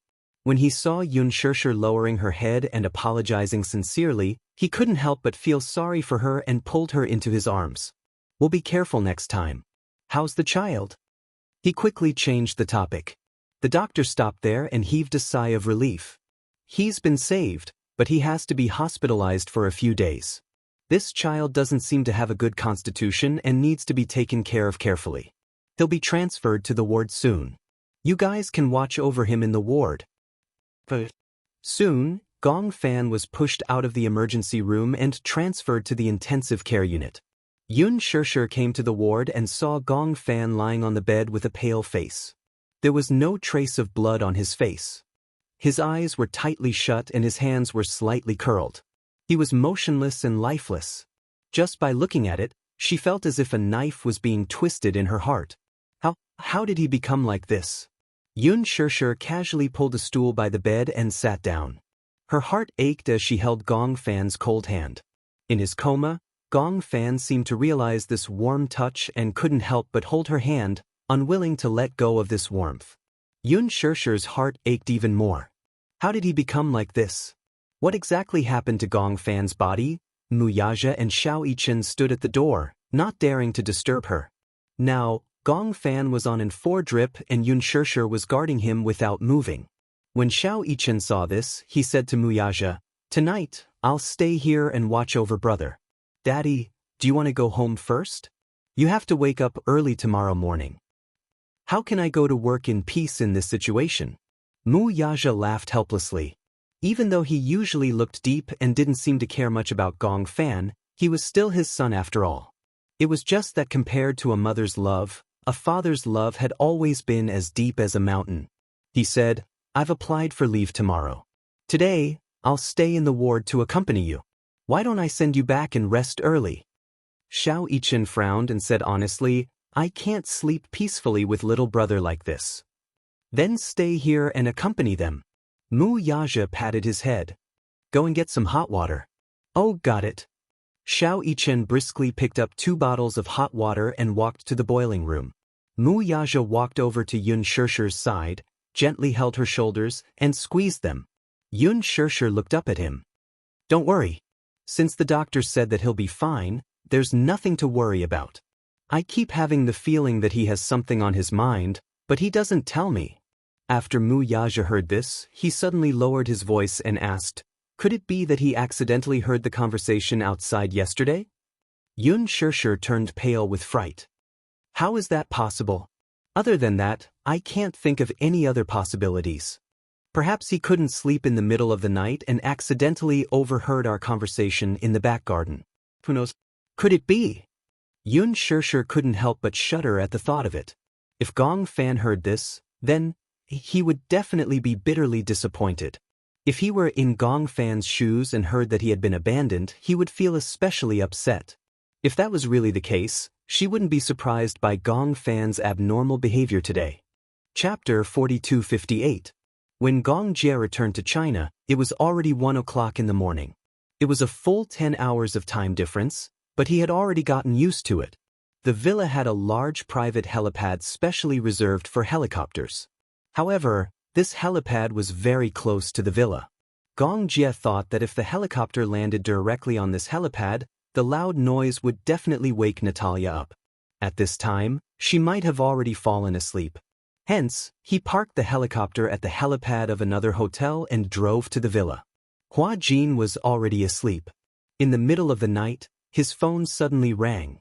He sat up in bed and picked up the phone beside his pillow. Only then did he realize that it was Gong Jie's number. He picked up the phone. Gong Jie's voice came from the other end. "You're asleep? If not, oh please. What time was it now?" It was already 1 o'clock in the morning. Why wouldn't he be asleep?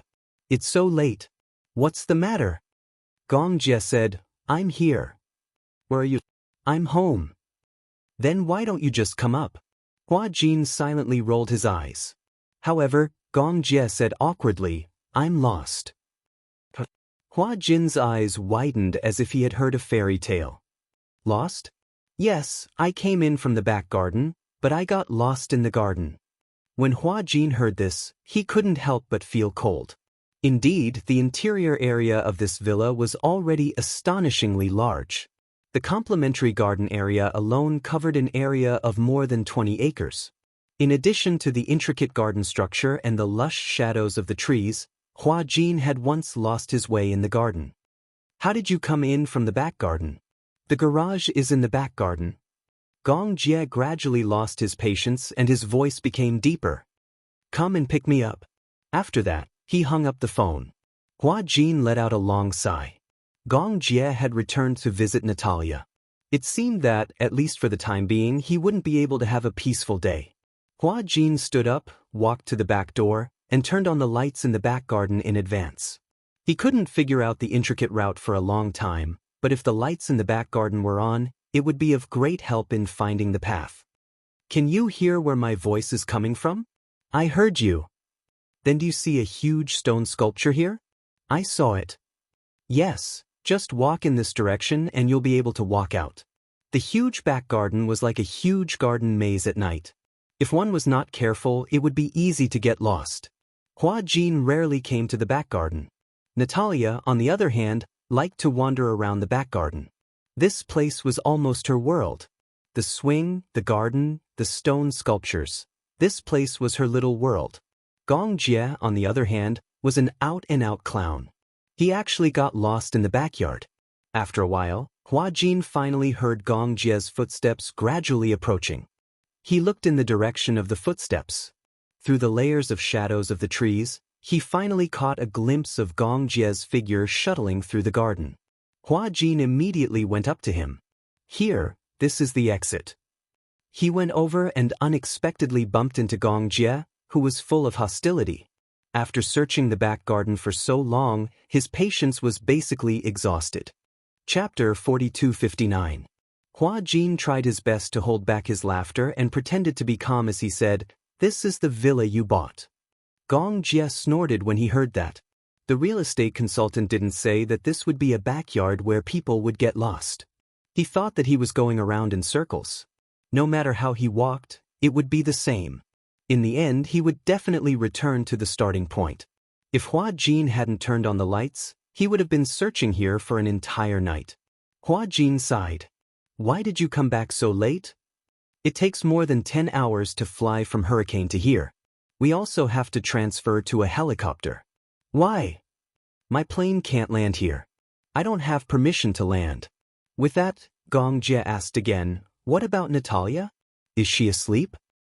"Yes, she's asleep. It's already so late. She must have gone to bed long ago." "Oh," Gong Jie said, "then I'll go up and take a look."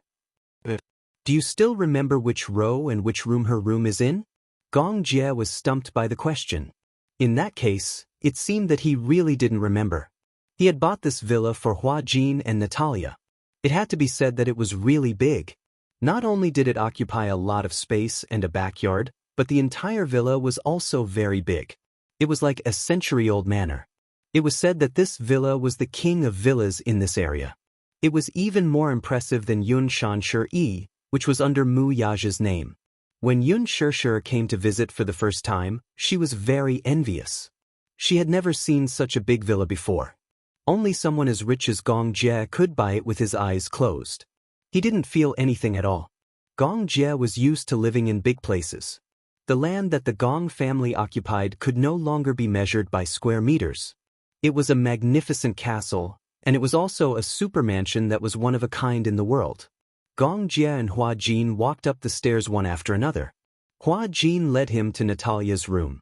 After entering the room, he turned on the wall lamp. Gong Jie had just walked in when he smelled a fragrance. It was Natalia's natural fragrance. There was a faint fragrance on her body. It was hard to tell what it was, but it was especially refreshing. Gong Jie slowly walked into the room. His footsteps were very light as he was afraid of waking her up. When he walked to the bedside and saw the person sleeping soundly on the bed, his originally sharp eyebrows slightly relaxed. He gently sat down on the side of the bed. However, the moment he sat down, Natalia's eyelids suddenly fluttered, and she slowly woke up. She opened her eyes and focused her gaze on the man sitting on the side of the bed. When she recognized him, she was overjoyed all of a sudden. "Daddy!" Gong Jie was a little absent-minded when he saw that she was awake. "Did I wake you up?" "No." Natalia pursed her lips and sat up on the bed. She opened her arms and softly snuggled into his arms and threw herself at him. Gong Jie hugged her with both hands, but Natalia's muffled voice came from his arms. "Why did you come back so late?"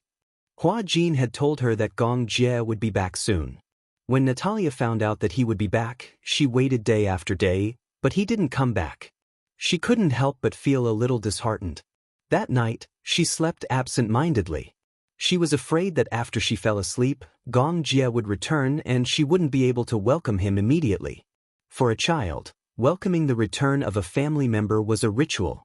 Chapter 4260. As she waited, she was so tired that she fell asleep in a daze. However, she didn't fall into a deep sleep. Thus, when Gong Jie came in and sat on the bed, she was startled awake. At that moment, she was like a little kitten, nestled in his arms. Gong Jie couldn't help but feel tender affection for her. The tedious matters of the past few days were instantly swept away and replaced by happiness. He hugged her and said gently, "Good girl, sleep early. It's already so late." "No, I want to hug you for a while longer." It felt like a century since she last saw him. Natalia was very introverted and rarely mentioned to Hua Jin that she missed Gong Jie. However, just because she didn't say it didn't mean that she didn't miss him. Gong Jie caressed her cheek gently and couldn't help but pinch it. "Have you been good at home?" "I've always been good. Mommy can testify." "Mommy?" Upon hearing this, Gong Jie widened his eyes in shock. Why did the little guy suddenly have a mommy for no reason when he wasn't around? At that moment, Hua Jin, who was standing by the door, heard Natalia's words. He blushed guiltily and cleared his throat awkwardly. Natalia acted as though she hadn't heard anything and hooked her finger at Gong Jie. Gong Jie obediently went over and heard her whisper, "He's mommy." She pointed at him with her finger. Seeing that she was pointing at him, Hua Jin guessed that she was whispering something. In a moment of panic, he said, "Hey, Natalia, don't talk nonsense." Gong Jie looked back meaningfully and sized him up with a deep gaze. He didn't know whether to laugh or cry. "Mommy?" Hua Jin was speechless. "Heh, did you secretly change your sex when I wasn't around?" "No."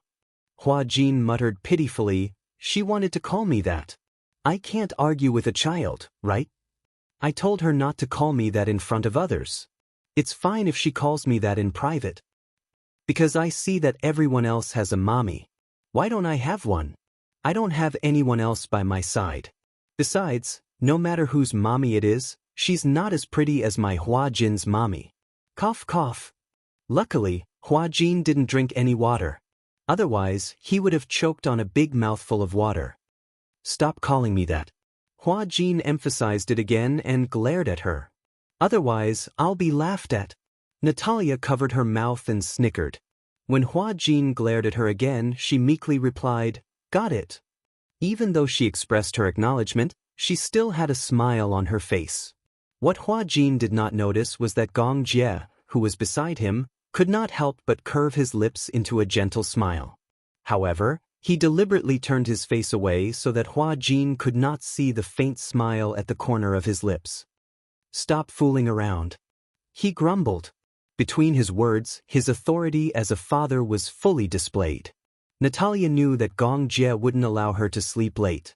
She replied with a disappointed, "Oh," and went back to bed obediently. Gong Jie covered her with the blanket. Natalia asked carefully from under the blanket, "What's the weather like tomorrow?"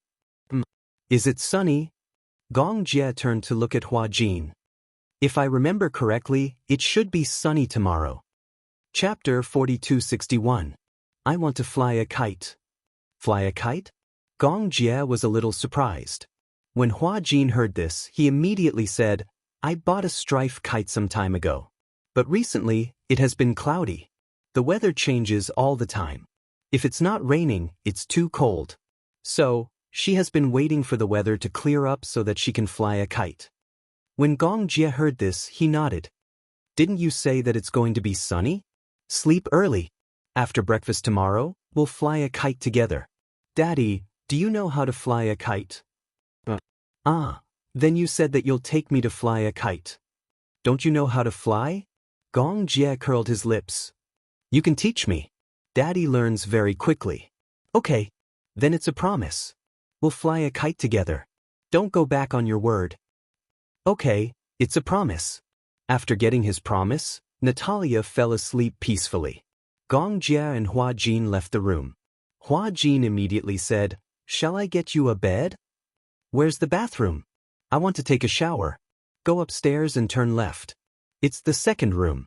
That's my room. You can go and take a shower." As Hua Jin and Natalia were the only ones staying here, the other guest rooms did not have beds. Hua Jin wanted to go to the nanny's room and ask the nanny to make a bed, but Gong Jie had already gone upstairs to take a shower. "Get me a set of pajamas." He ordered him as if he was instructing a servant. Although Hua Jin was reluctant to do so, he agreed to it quickly. Hua Jin nodded. So, while Gong Jie was in the bathroom, Hua Jin went to the walk-in closet and took out a brand new bathrobe and a new set of clothes. When he walked into the room, he said to Gong Jie through the bathroom door, "Can I leave the bathrobe outside? Is that okay?" Gong Jie's cold voice came from inside. "You want me to go out naked?" Hua Jin felt his face heat up just imagining that scene. "Forget it. Send him in." Hence, Hua Jin walked to the door and knocked. "Can I come in? I'll send it in for you." As soon as he finished speaking, the door opened from the inside. Hua Jin had thought that the Gong Jie would at most open a small gap, but in the end, it was opened wide, and the steam in the bathroom suddenly rushed out. He couldn't see clearly, so he waved his hand gently to disperse the fog. Suddenly he saw Gong Jie standing at the door of the shower room, wiping his wet hair with a towel. His gaze uncontrollably swayed downwards, following the fine and distinct lines of the skin. His gaze followed the droplets of water that continued to slide downwards until he caught a glimpse of it. Suddenly his eyes widened, and he didn't dare to look anymore. He abruptly turned around, as if he was sitting on a speeding roller coaster. His heart suddenly beat violently. Gong Jie noticed his big movement and frowned slightly. He turned around and saw Hua Jin's back facing him nervously. For a moment he was confused. What was he doing? Clothes. Oh, Hua Jin was absent-minded. With his back facing him, he passed the bathrobe behind him. Gong Jie looked at his nervous expression, as if he was avoiding it. Then, he looked at his own naked body and seemed to understand something. But you're shy like a woman. Like a woman? Hua Jin couldn't help but frown. What did he mean by like a woman? Gong Jie asked again, "You've never seen another man's body before?" Chapter 4262. Gong Jie raised his eyebrows disapprovingly. As he wiped his hair, he said to him as though he wanted to prove something, "Turn around." What? Hua Jin only felt that he was teasing him. Didn't you ask me to bring the bathrobe in? Now that I've brought it in, take it. I'm going out. Gong Jie heard this but deliberately didn't take it. Instead, he crossed his arms and looked at him calmly. Hua Jin's back was facing him. He didn't move at all, like a stone statue. Gong Jie was actually a little interested. Turn around. What? Hua Jin frowned and suddenly became vigilant. Are you a pervert? This guy was obviously not wearing any clothes, yet he still asked him to turn around and look at his nakedness? Was he a pervert? I asked you to turn around, didn't you hear me? His tone became a little dangerous. Hua Jin reluctantly turned around, but he deliberately squinted his eyes and carefully sized him up. Gong Jie was standing in the fog, so he couldn't see clearly for a moment. However, he imagined that he was not wearing any clothes, so Hua Jin deliberately didn't look down but stared straight at his face. The fog gradually dispersed, and Hua Jin's face became even hotter. Just as he was about to turn his head and look away, he caught a glimpse of a towel wrapped around his lower body. Only then did he let out an embarrassed sigh. He thought he wasn't wearing anything, so he was wrapped in a towel. Damn it, he made him so nervous. He handed the bathrobe to him with both hands. Take it, your bathrobe. As though he could see his uneasiness, Gong Jie's eyes flashed with a hint of mockery. He didn't take the bathrobe but asked casually, "Where am I sleeping tonight?" "I'll tidy up a room for you later." "It's so late, I'll sleep in this room." Hua Jin gritted his teeth. He guessed that this guy must be deliberately making things difficult for him, so he groaned. "Fine, if you want to sleep, you can sleep in this room. I'll prepare another room." He didn't want to wait for Gong Jie to reach out and take it, so he directly stuffed the bathrobe into his arms. Just as he was about to turn around, Gong Jie suddenly grabbed his arm and pulled him back. Hua Jin did not expect that this guy would grab his arm. He was caught off guard and fell backwards. In his imagination, he should have fallen hard on the cold marble floor of the bathroom. When he finally stabilized his center of gravity, he suddenly realized that he had fallen on someone's chest. Gong Jie coldly glanced at the person in his arms who was getting more and more nervous. He snorted, "Is there a need to clean up the room? The bed is so big, let's sleep together." Perhaps it was because the temperature in the bathroom was too high or for some other reason, Hua Jin's face turned even redder, as if he was holding a mouthful of turbid air. "You don't have to make do with it. Don't you always sleep alone? You don't have to squeeze into the same bed with me. When I went to Africa in the past, I always slept with 2 bodyguards." Gong Jie paused for a moment and said, "Besides, the bed in this room is so big, it won't be a problem for 2 people to sleep together." Hua Jin felt strange and couldn't help but ask, "Why do you have to sleep with me?" Gong Jie heard that and laughed instead of answering. He lowered his head and leaned closer to him. He lowered his voice and looked at him flirtatiously. "I find it strange too. Why are you deliberately avoiding me?" Hua Jin was stunned. Chapter 4263. What are you hiding from? The evening breeze gently blew past the window and through the crack in the door, brushing against the back of his neck.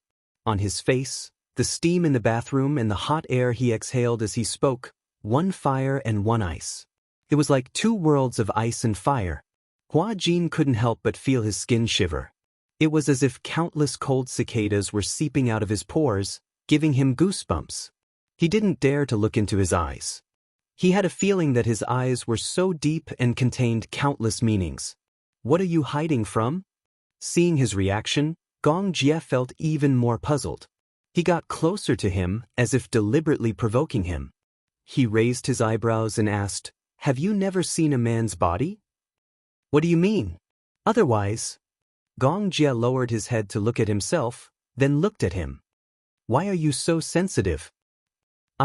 Those who don't know would think that you like me." As soon as he said this, Hua Jin pushed him away violently. "You'd better not say such things." Gong Jie was surprised by his resistance. In front of him, Hua Jin had been suppressing his anger, not daring to say anything. From the time they first met to the time they slowly got to know each other, Hua Jin's attitude towards him had always been one of fear and avoidance. Even if he was angry, he didn't dare to say it out loud. It was as if he was afraid of him. This was the first time he had resisted him and hit him. Gong Jie couldn't help but be interested. He gritted his teeth and said, "Are pranks fun?" "Pranks? Do you like to play pranks on others so much? Just because you're the crown prince of the Gong family, you can act high and mighty and not care about other people's feelings. I don't like it when you play pranks on me. Please don't do it in the future." Hua Jin seemed to have lost his temper. In front of Gong Jie, such resistance was nothing compared to a cat's scratch. He didn't care about it at all. However, this was already Hua Jin's greatest resistance. However, the way he lost his temper didn't seem that dazzling. Although he had tried his best to use a stiff tone, in Gong Jie's eyes, it was insignificant. However, the more he acted this way, the more guilty he was. Gong Jie enjoyed the man's anger without restraint. His thin lips curled up slightly as he crossed his arms arrogantly in front of his chest. Unlike his angry reaction, he was extremely calm and even had a hint of mockery. "When you're angry, you look guilty." Hua Jin was momentarily at a loss for words. He could only stare at him, flabbergasted. That's right. He suddenly, as if he had woken up from a dream. Why was he so angry? Why was he so angry? From an outsider's point of view, there was indeed an inexplicable sense of guilt. However, why was he guilty when he said those words? It was just giving him a bathrobe. Why was he so evasive? It was as if he was afraid of looking at his body. Hua Jin furrowed his brows. Even he felt that his reaction was strange. "Do you like women or men?" Gong Jie threw out a sudden question when he was at his most absent-minded. Hua Jin, who was in a daze, didn't even have time to react. He instinctively replied, "I don't know." Chapter 4264. Hua Jin, who was in a daze, didn't even have time to react before he instinctively replied, "I don't know." As soon as he said that, not only Gong Jie, but even he himself was stunned. His mind was in a mess, and the way Gong Jie looked at him changed slightly, as if he was scrutinizing him. After being stunned for a long time, Gong Jie suddenly laughed and said in a helpless tone, "Do you like men or women? How come you don't even know?" Hua Jin pursed his lips and turned his face to the side. He didn't understand what was wrong with him either. He should have answered women without hesitation, but he actually hesitated. Gong Jie seemed to have an inquisitive attitude as he lowered his head slightly and inched closer to him. At that moment, the two people's lips were very close. Hua Jin looked up slightly and could see Gong Jie's mesmerizing eyelashes. Those damn eyelashes. They were so long and so close to his eyes that his vision was a little out of focus. Gong Jie was especially tall and slender. He was like a wall that blocked him in the corner. His tall figure cast a shadow over his body. That shadow seemed to contain 1,000 pounds of strength, pressing down on him until he almost couldn't breathe.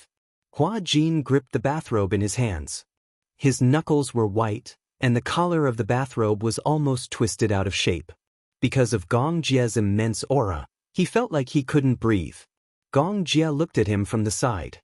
Seeing how nervous he was, his eyes flashed and he suddenly straightened his back. "Why are you so nervous?"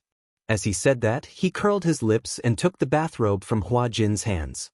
He draped it over his body, tied a knot around his waist, and left the bathroom.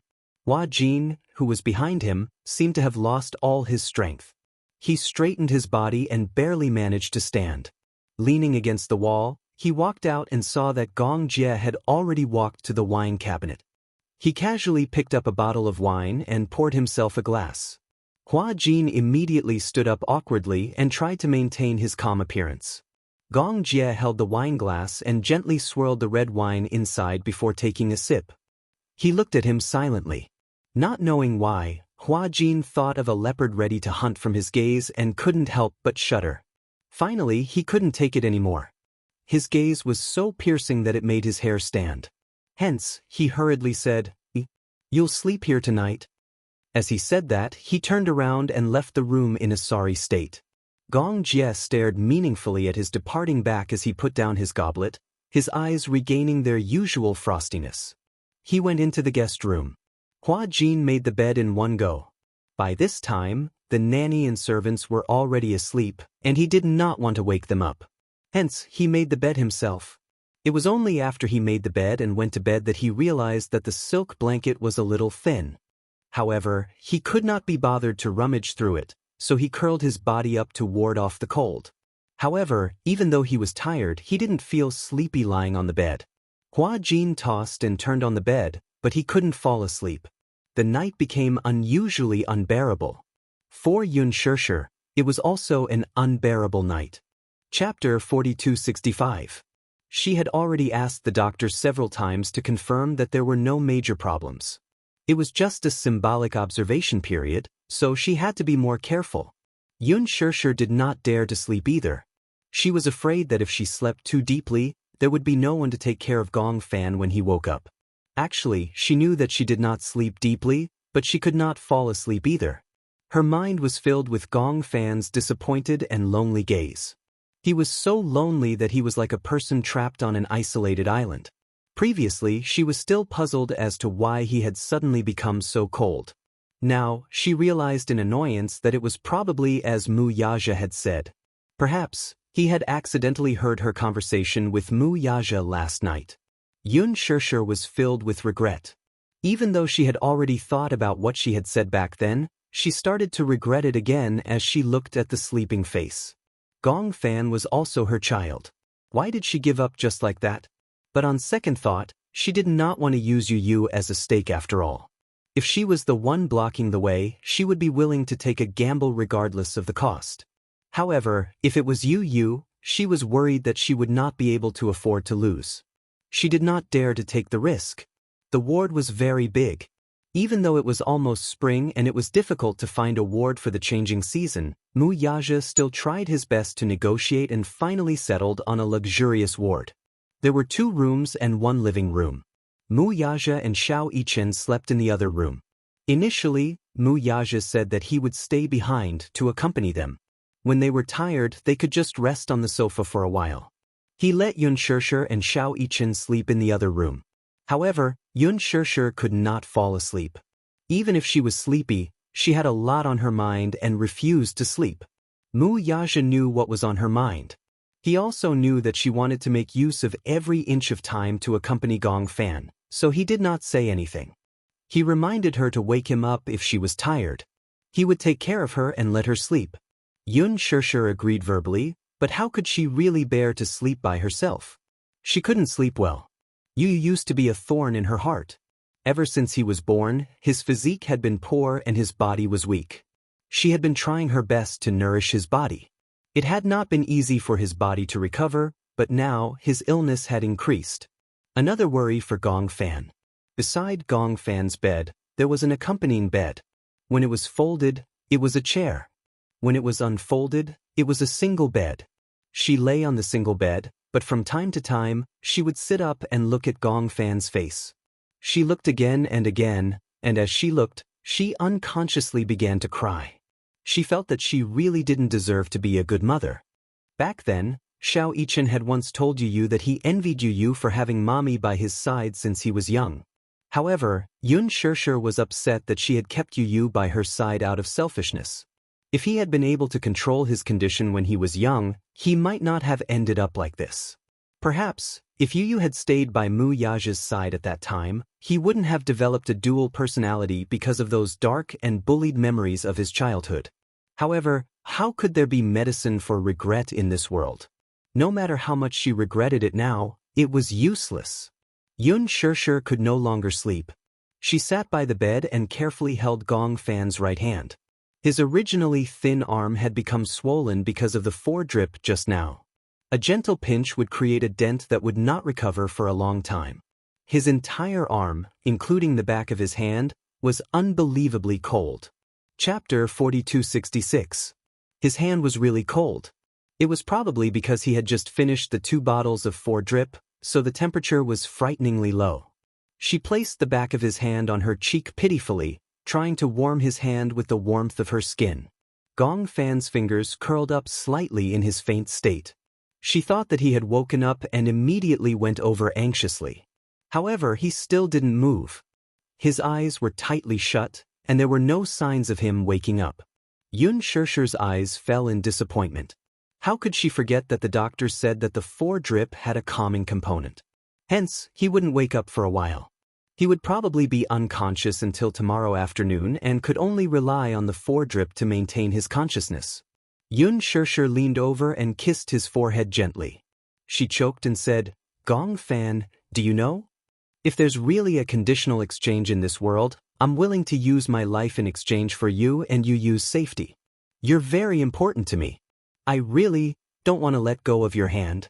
She pursed her lips and raised her head, forcing her tears back. She couldn't cry anymore. If it was early in the morning, Mu Yaja and Xiao Yichen would be worried if they saw her red eyes.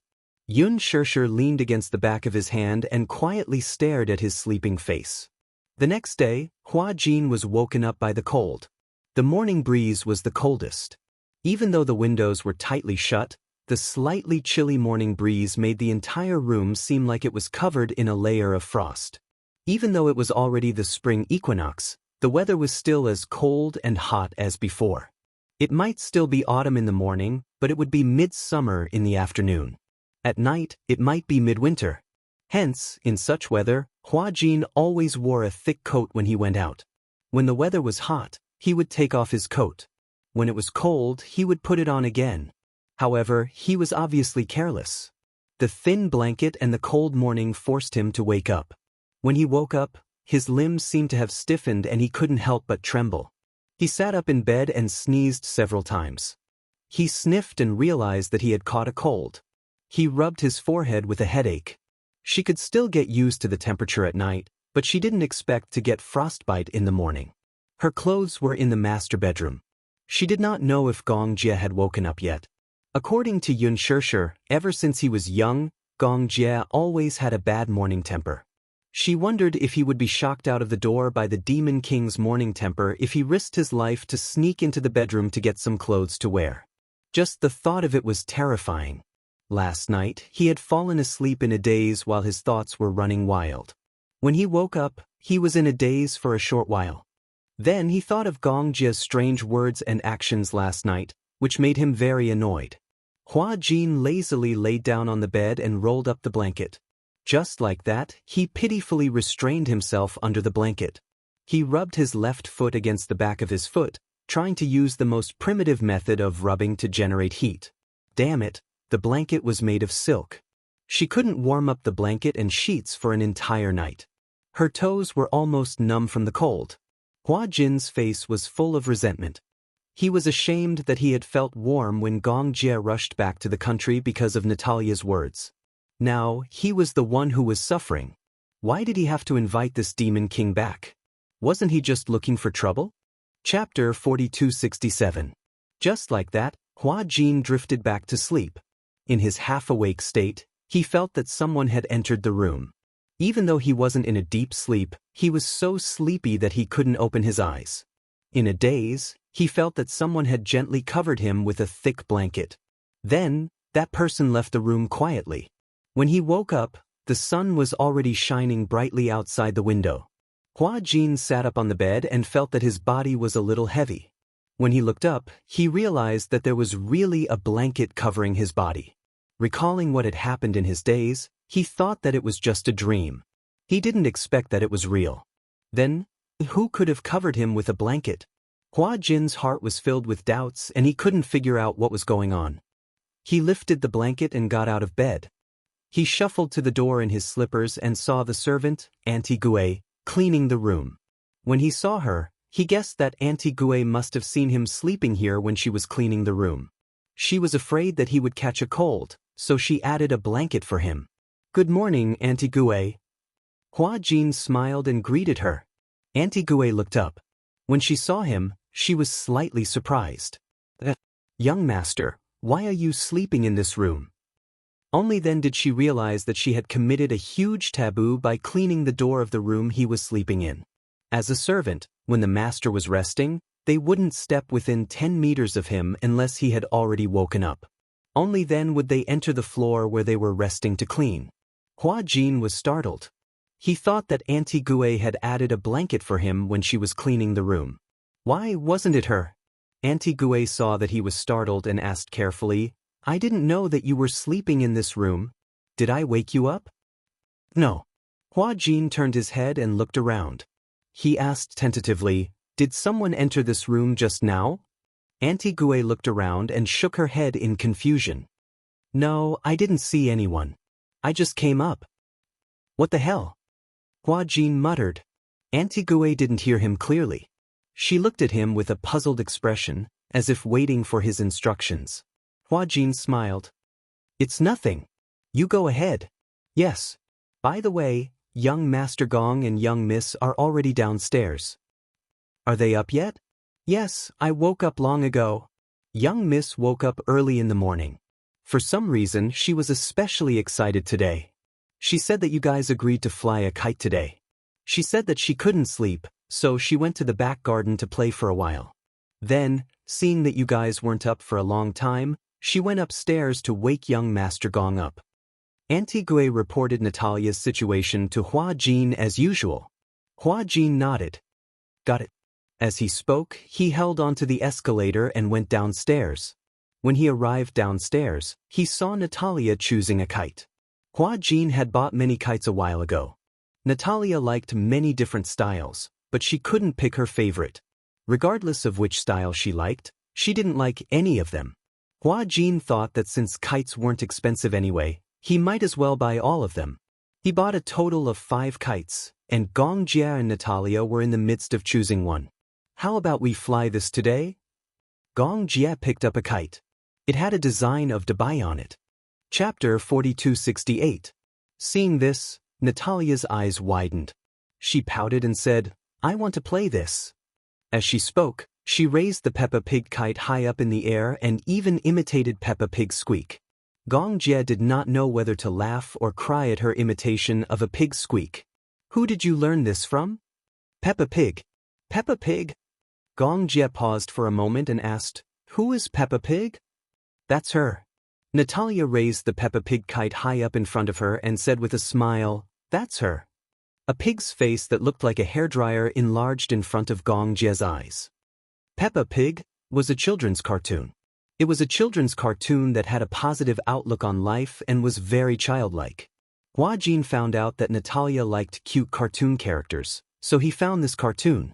In the beginning, Hua Jin accompanied Natalia to watch the movie. Since she enjoyed watching the movie, he decided to accompany her and watch the movie as well. In the end, as he watched, Hua Jin was also mesmerized. "Who did you learn this squeak from?" Gong Jia paused for a moment and said seriously, "It's not ladylike to imitate a pig's squeak." I learned it from Dad Jin." Natalia betrayed Hua Jin without hesitation. Hua Jin was standing behind the two of them and eavesdropping. When he heard Natalia betraying him, Hua Jin felt embarrassed and cleared his throat. Natalia and Gong Jia turned around. When she saw him, Natalia pursed her lips and smiled. "Why are you up so late, lazy pig?" For some reason, when Hua Jin saw Gong Jia, he was reminded of the awkward scene last night. He felt uneasy and did not know where to put his hands. Gong Jie turned his head around again and scrutinized Peppa Pig's kite carefully. Natalia ran over and threw herself into Hua Jin's arms. She smiled and said, "He asked me who I learned how to squeak from, so I told him the truth. Because you told me that a lady can't lie, right?" Hua Jin bit the bullet and nodded. "You promised me." Natalia looked up at him expectantly. "We'll fly a kite together in the afternoon. Are you choosing kites?" "What are you going to fly?" Gong Jie suddenly said, "How about 2 kites?" "2? Yes, I'll fly one with Natalia and you fly one." When Natalia heard this, she thought that it was a good idea. Hua Jin replied, "But I don't know how to fly a kite." Hua Jin did not say anything else. In the end, Natalia picked 2 kites. One was her favorite Peppa Pig and the other was Hua Jin's favorite to buy. Gong Jie liked the eagle-shaped kite. However, he did not like it so much that he wanted to fly it. He realized that Hua Jin seemed to still be a child at heart. Perhaps it was because of the lack of childhood that he sometimes showed a very childish side to him. When he saw his favorite toys, cartoons, or cartoon dolls, he would love them so much that he could not put them down. Chapter 4269. He did not like dolls, so he swept the doll off the bed with a sweep of his hand. However, just as the lights were about to go out, Gong Jie suddenly thought of something. He raised his eyebrows as he looked at the lonely little pig rolling on the edge of the bed. He felt that it was a little pitiful, like an abandoned orphan. Hence, he picked it up and put it back on the bed. Peppa Pig was a family of 4, and the one on Hua Jin's bed was George. The iconic little dinosaur had become very recognizable. Gong Jie held the doll and looked at it carefully. There was a faint fragrance on it. It was Hua Jin's scent. Hua Jin did not have the habit of wearing perfume, but he liked to apply body lotion after bathing. Gong Jie could smell that it was Shun's body lotion. It was fragrant and not overpowering, but it was very comfortable to smell. The entire blanket was filled with Hua Jin's scent. This meant that he liked to sleep with this little pig in his arms. Gong Jie could not help but be surprised. He did not expect this fellow to sleep with a doll in his arms like a child. After lunch, the 3 of them went out. Initially, the nanny wanted to go with them so that she could take care of Natalia. However, Gong Jie said that it was not necessary. He ordered 2 bodyguards to follow them and they set off. In the morning, Hua Jin instructed the butler to go out and buy fabric for the picnic to cover the lawn. He also bought some snacks while he was at it. Natalia had been looking forward to a sunny day when they could go to the park to set up a barbecue grill. Gong Jie promised to take her there when he was free. On the way, Hua Jin suddenly thought of something and asked, "Since we're going to fly a kite, why don't we ask you and Xiaoyichen to come along?" Gong Jie's face twitched when he heard this. No need. But didn't he usually dote on his 2 nephews? Since they were going to fly a kite, wouldn't it be more interesting to bring Yu and Xiaoyichen along? However, Gong Jie didn't think so. He could only imagine the 2 little fellows snickering at him and whispering to each other, "I didn't expect that uncle would still play with such childish things even though he's already an adult." That's right, flying a kite is so childish. As expected of the chief commander of the hurricane group. The commander in charge of kiting? The thought of those 2 infuriating faces infuriated Gong Jie. There's no need to specially bring those 2 little fellows. There will be another chance next time. He didn't want to be mocked by these 2 brats. Noticing the awkwardness on Gong Jie's face, Hua Jin actually guessed what he was worried about. He probed half-jokingly, "Don't tell me that you're too burdened with the image of an idol, so you're worried that the 2 lads will laugh at you if they see you flying a kite and you fail." His words exposed the truth. Gong Jie coldly glared at Hua Jin. The temperature in the car dropped by a few degrees Celsius. The latter immediately shut his mouth and didn't dare to say another word. He was worried that he would upset the big devil and lose his temper on the spot. After thinking about it, he felt that he had to explain himself. "Actually, I don't think it's a big deal to fly a kite with the children. When you have a son or daughter in the future, you might even have to do homework and do handicrafts with them. Isn't that even more childish?" Natalia, who was beside him, was stunned. Chapter 4270. Just as Hua Jin had said, there would be a day sooner or later when the Gong Jie would fall in love with a woman. Then, The two of them would get married and have a child. That child would have the blood of the Xianxia flowing in his veins. He would be her biological child. But she wasn't. If there was such a day, then would that child replace her and receive all the love and affection of the Xianxia? But it was nothing. Suddenly, Natalia was a little envious of that child. Even though the child wasn't born yet and only existed in an abstract sense, just thinking about it made her feel envious. She thought that the child of the Xianxia must be the luckiest child in the world. She had such a handsome father who loved her so much. She was afraid that she would never have such a bond of blood in her life again. Thinking of this, Natalia's gaze suddenly looked a little lonely. When Hua Jin looked at her, she immediately curled her lips and smiled to hide it. Hua Jin was a meticulous person. Through Natalia's smile, he could see her loneliness and disappointment. He immediately realized that his words just now had probably caused her to have some bad associations. She probably thought that one day, when the Xianxia really fell in love with a wife, got married, and had a child, he would definitely give all his love to the child and not to her. But if Natalia didn't say it, he couldn't say it either. Otherwise, it would be too deliberate. Just as he was feeling conflicted, Natalia looked at Hua Jin curiously and asked, "Will you get married in the future?" You will definitely find a woman you like in the future and get married. Then, like Daddy, you will get married and have a child, right? When Hua Jin heard this, he immediately confirmed his guess. Just as expected. She was really worried about this. "I won't get married." Hua Jin chuckled and immediately said, "I won't get married." She had been mentally prepared for Hua Jin to say that he would get married, but when she heard such an answer from him, Natalia was even more surprised. Because, Hua Jin said seriously, "I don't want to get married." "Why not?" "Because I already have you." Natalia didn't expect such an answer from him. She was stunned and looked at him in surprise. "Do you plan to spend the rest of your life alone?" To die alone. He was not destined to be alone for the rest of his life. "What do you mean by dying alone? Don't I already have you?" Hua Jin patted her head lovingly. "In the future, no matter what happens, you and I will be together forever. We will never be separated." When Natalia heard this, her heart was deeply touched. Her eyes reddened, but she held back her tears and nodded heavily. "Yes, I will study hard and earn money in the future to support you in your old age." Perhaps for Natalia, not getting married for the rest of her life was not a clear concept, but it was enough to shock her. However, retirement, Hua Jin immediately imagined himself paralyzed in a wheelchair while Natalia was all grown up and busy beside him. Oh my God. This little rascal, he hadn't even grown up yet, but he could already imagine what she would look like when she was old. Was this filial piety? Should he symbolically feel touched? Chapter 4271. Natalia threw herself into his arms and said seriously, "I've decided to love you more from now on. After all, you're the man who's going to be with me for the rest of my life." When Hua Jin heard this, he was overjoyed. Although he pretended to be calm on the surface, the corners of his mouth couldn't hide his delight. "You finally realized the truth." Hua Jin hugged Natalia lovingly and raised his handsome eyebrows. "I'm the man who's going to be with you for the rest of your life."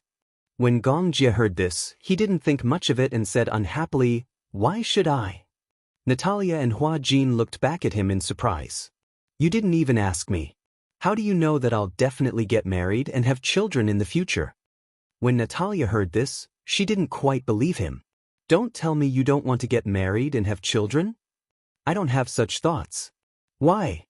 Natalia suddenly threw out a shocking sentence. "Don't tell me you like men?" Xianxia was speechless. Hua Jin was speechless. After Natalia asked this question, before Xianxia could react, Hua Jin's face turned red. He immediately muttered, "Don't talk nonsense." Xianxia glanced at Hua Jin meaningfully and couldn't help but laugh. "Why are you blushing?" Hua Jin instinctively touched his face and looked at the phone screen. "Is my face red?" When he turned around, he saw Natalia nodding sincerely. "Yeah, it's very red." Hua Jin immediately found an excuse. "It's probably because the sun outside is too strong. It's red." Then, there was dead silence in the car. The car drove towards the outskirts. Half an hour later, the car arrived at Forest Park on Stone Horse Mountain. Outside Forest Ridge Park, there was a large lawn. On weekends and holidays, many people would bring their children and call their friends over to fly kites. However, coincidentally, it wasn't a weekend or a holiday.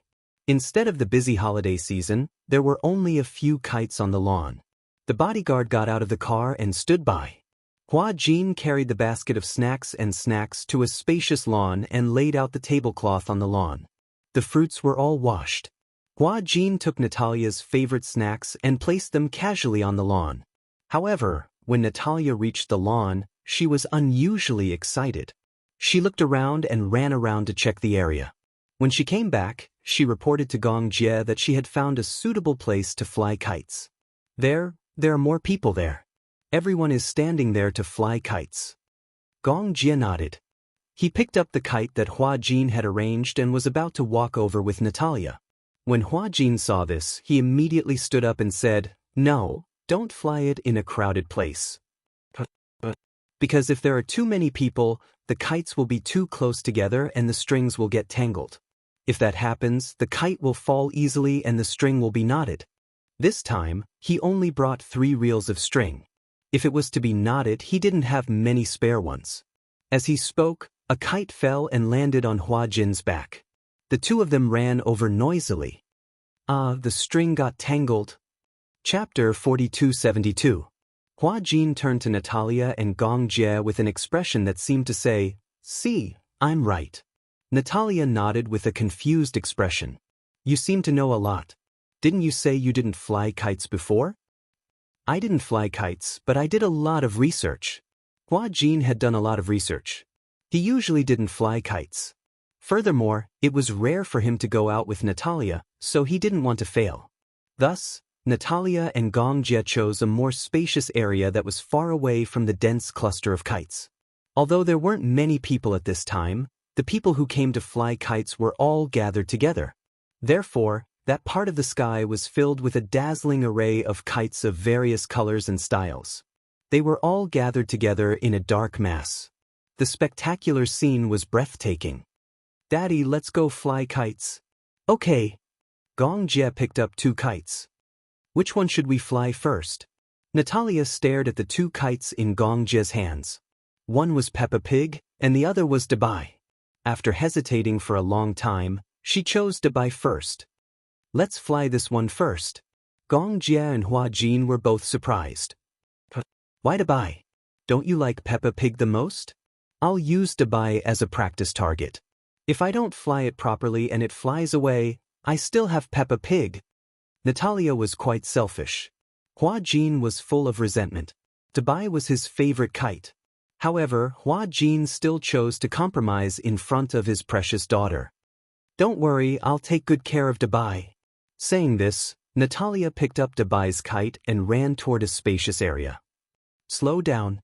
Gong Jie chased after her. "Do you know how to fly it?" "I do." Saying this, Natalia ran off into the distance. Hua Jin smiled helplessly and stayed where he was, guarding the luggage. Natalia didn't know how to fly a kite, but she was very competitive. Gong Jie had said that he would teach her, but Natalia had mercilessly exposed him. "You won't release it either, right? I've seen others fly kites. I know how to do it." Saying this, Natalia raised Dabai high up in the air, and her 2 little legs began to run like a motor. However, the way she was flying the kite was a little inappropriate. Today's weather was very good. It was sunny and there was nothing on the lawn, so the wind was very strong. Natalia's method was usually used when there was no wind. She ran and created wind to blow the kite up. But now that there was wind, her method was not suitable. When she ran, the kite was about to fly up in the wind. She was not tall and thin, so in the blink of an eye, she was hung on the ground by the wind. Natalia got to her feet and pouted with a long face. Seeing that she had fallen, Gong Jie hurriedly ran over to her side and squatted down nervously. "How are you feeling? Does it hurt?" "A little, let me see." Gong Jie carefully held up her knees. He saw that her knees were red from the friction on the lawn and a layer of skin had been scraped off. "Does it hurt?" Natalia replied softly, "It doesn't hurt. It's just burning. It's a little scraped off, but there's no blood." Chapter 4273. Gong Jie blew on her knuckles and glared at her. "I told you I was going to teach you. You didn't want to listen, huh?" She insisted on being stubborn. Now that she had fallen, she insisted that it didn't hurt. Although there was no blood, it was still a layer of skin. She wasn't made of steel. How could it not hurt? His heart ached for her. "I'm really fine. I can still walk." As she spoke, Natalia climbed up from the ground. Although her knee was burning with pain, she could endure it. How could she show any pain? Otherwise, Gong Jie would definitely let her rest for a while and not let her fly the kite anymore. The kite hadn't been flown yet. She didn't want to rest. "Do you want to continue?" "Of course." Natalia reached out to pick up the kite, but Gong Jie picked it up first. "You're not allowed to touch it." Natalia looked at him suspiciously. "I'll teach you how to fly the kite first. Then you can fly your page, okay?" Although she was unwilling, Natalia nodded in agreement. She was feeling excited at this moment, but she could only watch helplessly from the side. She was a little indignant, but the man could also sense her impatience, so he said, "Watch carefully. Let's see who will put it higher later." It had to be said that the man's words had ignited Natalia's fighting spirit. Although Natalia was a little girl, she had a strong desire to win. When she heard that they were going to compete to see who could fly higher, she was instantly energized and filled with fighting spirit. Gong Jie picked up the kite. As he was tall, when he lifted the kite, the wind blew the kite up. He threw the kite like a paper airplane. Then he let go of the reel and took a step back, gently tugging on the reel from time to time. The wind blew the kite higher and higher. Although Gong Jie didn't have the skills to fly a kite, he thought that the kite would probably fly as far as a paper airplane. He had studied engineering, so a game like kite flying was child's play to him. The kite took off smoothly. In his hands, it was as obedient as an old eagle that had undergone strict training. He knew how to use the wind very well. If the kite showed signs of weakness in the air, he would tighten the reel and give it a gentle pull. If he felt that the string was starting to tighten, it meant that the wind was blowing. Thus, when the wind came, he let go of the string and let the wind blow the kite higher and higher. Unknowingly, the reel had loosened by half, and the kite was flying higher and higher. Even with the naked eye, it seemed to have surpassed all the other kites on the lawn. "Why are those kites not as high as you?" Natalia's eyes sparkled. "Daddy, you're amazing." Hua Jin suddenly walked over and overheard their conversation. He said disapprovingly, "Their line isn't as long as ours. Their line has already reached the bottom. Look at the height, it's no more than 400 meters. The line I brought can reach up to 800 meters. 800 meters! Well, actually, the kite string is 1,000 meters long, but any higher and the kite string will break easily." Natalia nodded, half understanding. "Oh, I get it. So our kite is over 400 meters now, right? There's a mark on the line." Chapter 4274. Hua Jin walked over to take a closer look. There was a tick mark on the line, indicating that the kite had already flown up to 500 meters. How much effort had it taken to successfully fly the kite up to 500 meters? He claimed that he had no kite flying experience. Who was he kidding? It's fun. Gong Jie suddenly felt that kite flying was quite interesting, especially when he caught a glimpse of Natalia, who was beside him, looking at him with admiration. This made him feel that this activity could not be more interesting. Natalia felt a little guilty. Just now, she had been eyeing Gong Jie covetously, determined to compete with him. Now, seeing him fly so high, she suddenly felt a little discouraged. "I lost," she said angrily. "I definitely can't win against Daddy." When Gong Jie heard this, he smiled disapprovingly. "You're giving up just like that?" When she heard that, Natalia immediately retorted stubbornly, "Who said that I'm giving up? I haven't said that I'm giving up yet." Hua Jin immediately said, "Natalia, let's go fly Peppa Pig, okay?"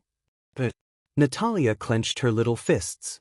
"I must fly higher than Daddy." "Okay." You're not allowed to help. I want to fly it myself. Okay. Hua Jin smiled as he watched Natalia walk to the makeup table. She grabbed the kite and string from Peppa Pig and studied it for a while. Finally, she returned to Hua Jin's side dejectedly. How do I tie the kite string? Didn't she say that she would do it herself and that she did not need help? Hua Jin gave her a look of disdain. Natalia could not ignore the ridicule in his eyes. She immediately defended herself seriously. Tying the string. It's just tying the string. It's not considered helping. But if you say it's not counted, then it's not counted. Hua Jin did not know whether to laugh or cry. He squatted down and placed the kite on the ground. He threaded the string back and forth with both hands and quickly tied the string. Gong Jie watched the entire process and suddenly smiled. I couldn't tell that you're quite clever with your hands. I was the one who tied your kite. You're really amazing, he said casually. It was unknown if he was sincerely praising her. Hua Jin felt uncomfortable listening to it. He fixed the string and handed the kite to Natalia. He patted her head gently. Go! Natalia lifted the kite and flew it in the same way her brother had done earlier. Alas, she was short, which was quite a disadvantage. No matter how she tiptoed, there was still a height difference between her and her brother. She turned to Hua Jin and said, Stand a little to the side. Don't block my wind. Hua Jin had a face full of question marks. How could he block her attack with his body? However, he still obediently retreated to the side. Natalia threw the kite, but it crashed into the grass like a plane. Duong. Natalia's face darkened immediately. She looked resentfully at the kite in Gong Jie's hand that was flying higher and higher. She complained, We're different. Ha! Hua Jin could not hold it in anymore. He was not afraid of offending Natalia and laughed mercilessly. Natalia, you're too cute. You didn't throw the kite on the ground. You threw it into the wind. Natalia's face continued to darken. Stop laughing. Hua Jin tried his best to hold it in. His face was red from holding it in. Let me help you, okay? Chapter 4275. Alright, you play by yourself. Hua Jin saw that Natalia insisted on playing by herself, so he walked to the side and sat on the ground. He watched as Natalia ran around with the kite in her hand. The kite in Gong Jie's hand was already very high, and it was getting higher and higher. Coupled with the cute design of the kite and the exquisite workmanship, it attracted the attention of the other kite flyers on the lawn. Dad, look, that kite is so high. Brother, I want to fly it that high too. No, we have reached the end of the rope. This is the highest we can fly. Then how can he fly his kite so high? That means he bought the rope for a long time. That Dubai is so cute. Why is our kite so ugly? If there was no comparison, there would be no harm. As the saying goes, you get what you pay for. This saying was not wrong. Other people's kites were bought from supermarkets or supermarkets. Most of them were tourists from Sunling Park. When they came out of the park, they saw someone pushing a cart selling kites on the lawn. So, they went up and bought a kite to fly. Hua Jin's kite, however, was bought from Liji Holdings' flagship store. Apart from being able to fly like an ordinary kite, it was also equipped with an AI system. Furthermore, its workmanship was solid, which meant that no matter how high it flew or how strong the wind was, it would not break. Gradually, Gong Jie noticed that there were a lot of people around him. Parents were holding their children's hands. There were also a few young girls and boys around him. However, they were all looking at him differently. The children were envious of the kite in his hand. It could fly so high. Then, they looked at the kite that he had picked up with a broken string. The young girls, on the other hand, were looking at Gong Jie with mesmerized eyes. They did not move an inch away from him. Blue sky, white clouds, green grass, and this handsome man. Gong Jie's appearance had, without a doubt, attracted a lot of attention. The guy flying the kite is so handsome. This is the first time I've seen such a handsome man in real life. Is he an internet celebrity? Or a celebrity? He's so tall. Could he be a model? His features are so sharp. He doesn't look like a celebrity. It's a pity that he's not a celebrity. Hua Jin saw that more and more people were gathering around. He immediately picked up the mask and put it on, for fear that others would recognize him as Hua Jin. Although he had already retired, his fan base was still very popular. Therefore, he had to be careful every time he went out. Hua Jin's popularity in the country was very high. He had acted in several phenomenal TV series, especially with Lethal Beauty. His popularity had reached a new level. In daily life, many people knew him. Actually, he didn't have many fans, but people had a herd mentality. As long as it was a celebrity, whether they knew him or not, they would surround him and ask for a photo. Fortunately, Gong Jie attracted most of the attention, so not many people noticed him. Hua Jin wore a mask and hid on the other side. After a while, the crowd grew larger and larger. Gong Jie came back to his senses and realized that he had been surrounded by a group of starry-eyed women. Handsome, where did you buy your kite? Chapter 4276. How did you manage to fly your kite so high?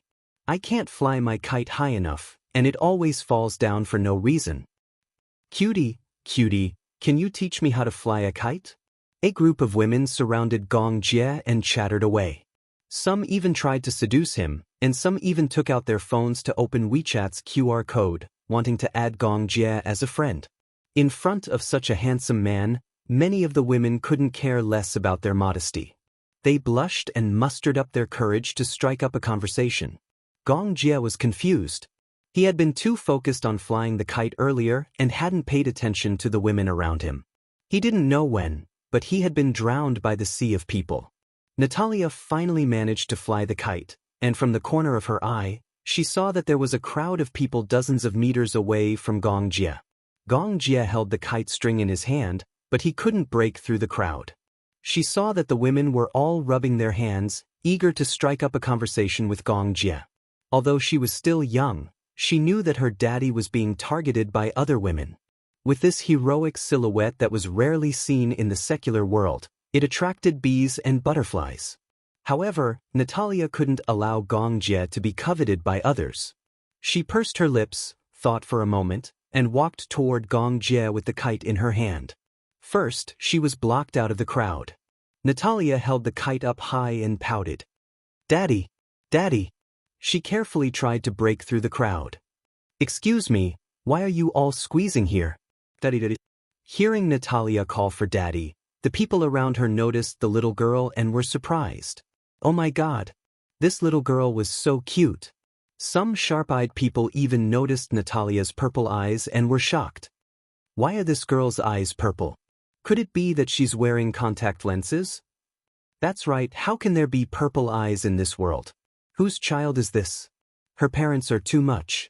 She's so young, but they put purple contact lenses on her. That's too much. What if her eyes get damaged? She seems to be calling someone daddy. Who is it? Whose child is that? Come and claim it. This child is so small. Be careful, don't squeeze her, don't step on her. The crowd began to spread the word. Gong Jie immediately fixed the reel to the hook on the ground and walked over to Natalia. Excuse me. As he walked over, the crowd automatically parted to make a path for him. When Natalia saw him, she threw herself into his arms and sobbed in a voice that she had never used before. Daddy, sob, why can't I fly my kite? I'm so angry. Gong Jie had never seen Natalia act so coquettishly. She threw herself into his arms and opened her arms for a hug. He obediently picked her up, which was equivalent to admitting that he was Natalia's father. At this moment, the expressions of the people around them changed. Shock, astonishment, disbelief. Especially when they saw the little girl hugging Gong Jie and calling him daddy, they were even more shocked. What? This little brother was already a father. He looked so young, like he was in his 20s, but he was already a father? Chapter 4277. Many of the girls were heartbroken. Such a handsome young man was already married and had children. And they were still pitiful single dogs. Sure enough, diamond men nowadays were either married or gay. High-quality men had already settled down and started their own careers. Many of their faces were filled with disappointment. Seeing that her plan had succeeded, Natalia chuckled to herself. She gently wrapped her arms around Gong Jie's neck and gave him a peck on the cheek. The people around them exclaimed in surprise again, as well as looks of envy and jealousy. "Oh, I'm so envious. I'm suddenly so envious of that little girl. Yeah, if only I was the girl in that young man's arms. Why don't I have such a handsome father? This little girl is really good at reincarnating. I have to say, reincarnation is also a skill." The crowd surrounded Gongjie and Natalia and discussed animatedly. Their gazes were filled with surprise, jealousy, and amazement. The noisy chatter of the people around them made Gongjie frown. He turned around and glanced around coldly. Then he shouted expressionlessly, "What are you all doing here?" So fierce. Especially Gongjie's cold and distant gaze. It felt as if a gust of cold wind from the Arctic Ocean had blown over the huge lawn. Not a single blade of grass grew. The crowd was shivering from the cold. Soon they dispersed like floodwaters. There was not a single person around. Seeing that everyone had left, Natalia felt a little better. She did not like the feeling of Gongjie being stared at like an animal in a zoo. She always felt that those gazes were disgusting. What she did not expect, though, was that a single look from the man was enough to scare this group of people into scattering like birds and beasts. Hua Jin took off his mask and widened his eyes in shock. It really was not his fault. Gongjie's piercing glare was enough to make anyone afraid. However, he was indeed the devil. Just one gaze was enough to scare off so many people and make them flee. This showed how terrifying Gongjie's aura was. Those women actually dare to covet my daddy, too much. Natalia hugged his shoulder and said angrily, "Daddy is mine. No one can take him away from me." When Gongjie heard this, his furrowed brows finally relaxed slightly. However, he pretended to be calm as he pinched her cheek and asked with raised brows, "Didn't someone say before that she should love other men more in the future? Why has her attitude changed so much now?" Hua Jin gulped. She didn't expect that this guy was still brooding over what she said in the car just now. She was too petty. How could she be so calculative over a child's words? Natalia, however, disagreed. "Who said that?" "You were the one who said it." Natalia pouted but refused to admit it. She pouted and said, "I didn't say that. I think it's very important. Then, if he and I fall into the river at the same time, who will you save first?" The corners of Hua Jin's lips twitched when he heard that. Why would such a cold and aloof great demon king ask such a childish question? When Natalia heard this, she frowned and asked him an even more difficult question. "If I fall into a cesspool, will you save me and give me mouth-to-mouth resuscitation?" Gongjie was speechless. Chapter 4278. Gongjie was momentarily at a loss for words. He didn't know how to answer this question. Where did this clever girl come up with this question? He didn't even know how to answer this question. Just by hearing this question, the strong image in his mind was about to come to life. Haha. Hua Jin couldn't hold it in any longer and burst out laughing. This rhetorical question was perfect. It was an interrogation of the soul. Natalia raised her eyebrows proudly and pressed on, "You're not willing to save me?" "I'm willing. Then are you willing to give me mouth-to-mouth resuscitation?" Gongjie frowned. He had always had a serious obsession with cleanliness, so just imagining that scene made him feel nauseous. He put Natalia down with an ashen face. It was obvious that something was wrong with his expression. "You're not allowed to ask this question in the future." Natalia was puzzled when she heard this. Why? This isn't a question a lady should ask. As Gongjie spoke, he frowned and asked in return, "Where did you hear this question from?" I'm not telling you." Natalia stuck out her tongue playfully at him and ran toward Hua Jin. Seeing her run toward Hua Jin, Gongjie's meaningful gaze fell on Hua Jin. Naturally, he would think that this person had probably instilled this question in her. When Hua Jin met his gaze, he couldn't help but shudder. He wanted to explain, but he also felt that if he forced himself to explain, it would make it seem like he was trying to hide something, or it would make it seem like he was trying to hide something. But he really wasn't the one who had instilled this question in her. Hua Jin tugged at Natalia's little hand and asked seriously, "Who did you learn this question from? Does it matter who I learned it from? You can't answer it anyway."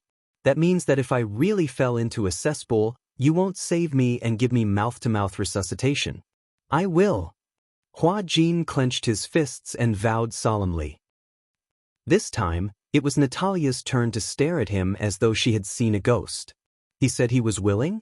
Why couldn't she believe it? I don't believe it. Hua Jin said lightly, it's right that you don't believe it. I also don't believe that you would really fall into a cesspool. Natalia was dumbfounded.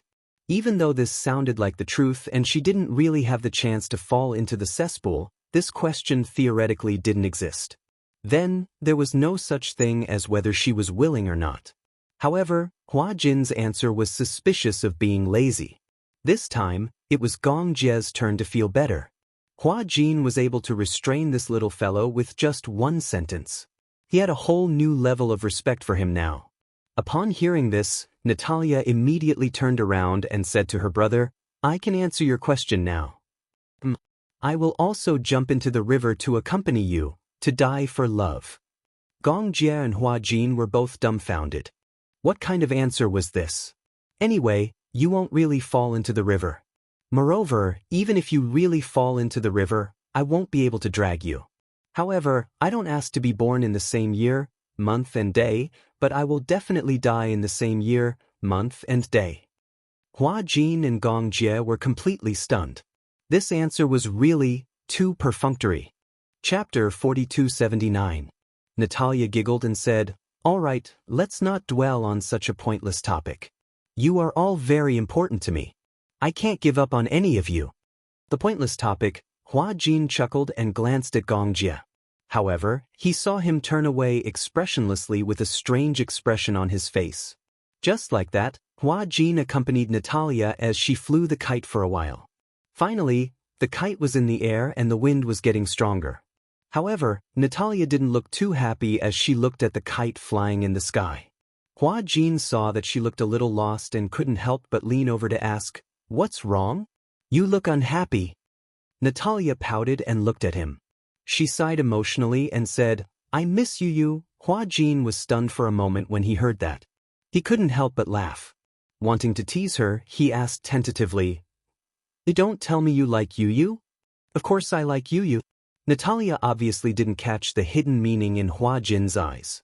Her gaze was so pure that when Hua Jin looked into her eyes, he felt that his thoughts were too sinful. Actually, the mutual love between children was really very simple. The attraction of opposites also existed between children.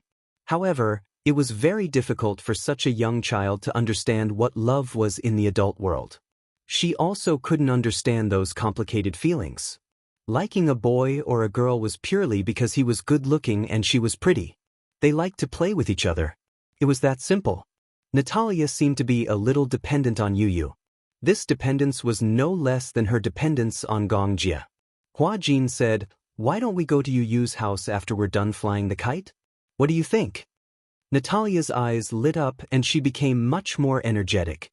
But, okay, you play here first. I'll go get my phone and give you a call. All right. Hua Jin walked to the side, took out his phone, and found Yun Shirshi's number. Gong Jie had just put away the kite when he saw that he seemed to be on the phone. He asked suspiciously, Who are you calling? Hua Jin said casually, Oh, I called Shirshir.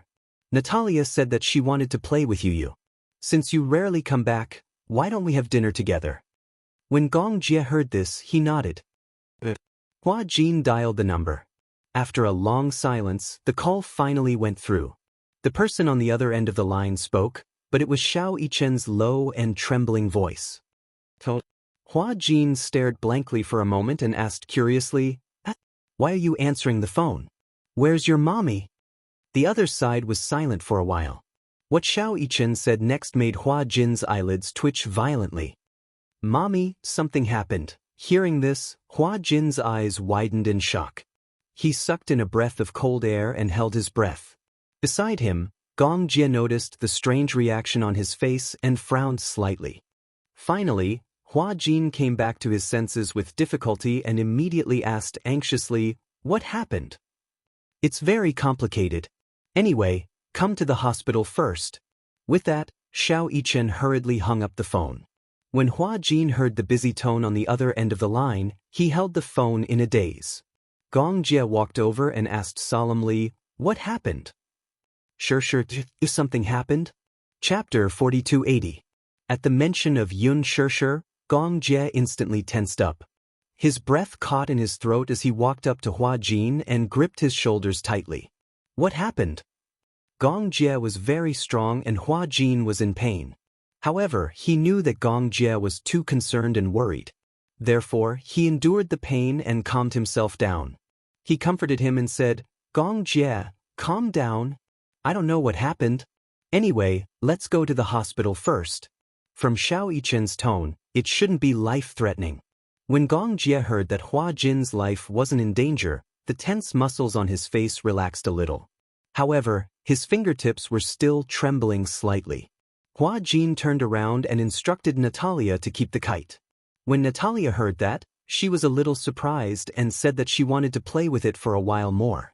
It wasn't until Hua Jin said that he had something to deal with that Natalia realized that something urgent must have happened when she saw his serious expression. She carefully asked, "Then, can we still play with you tonight?"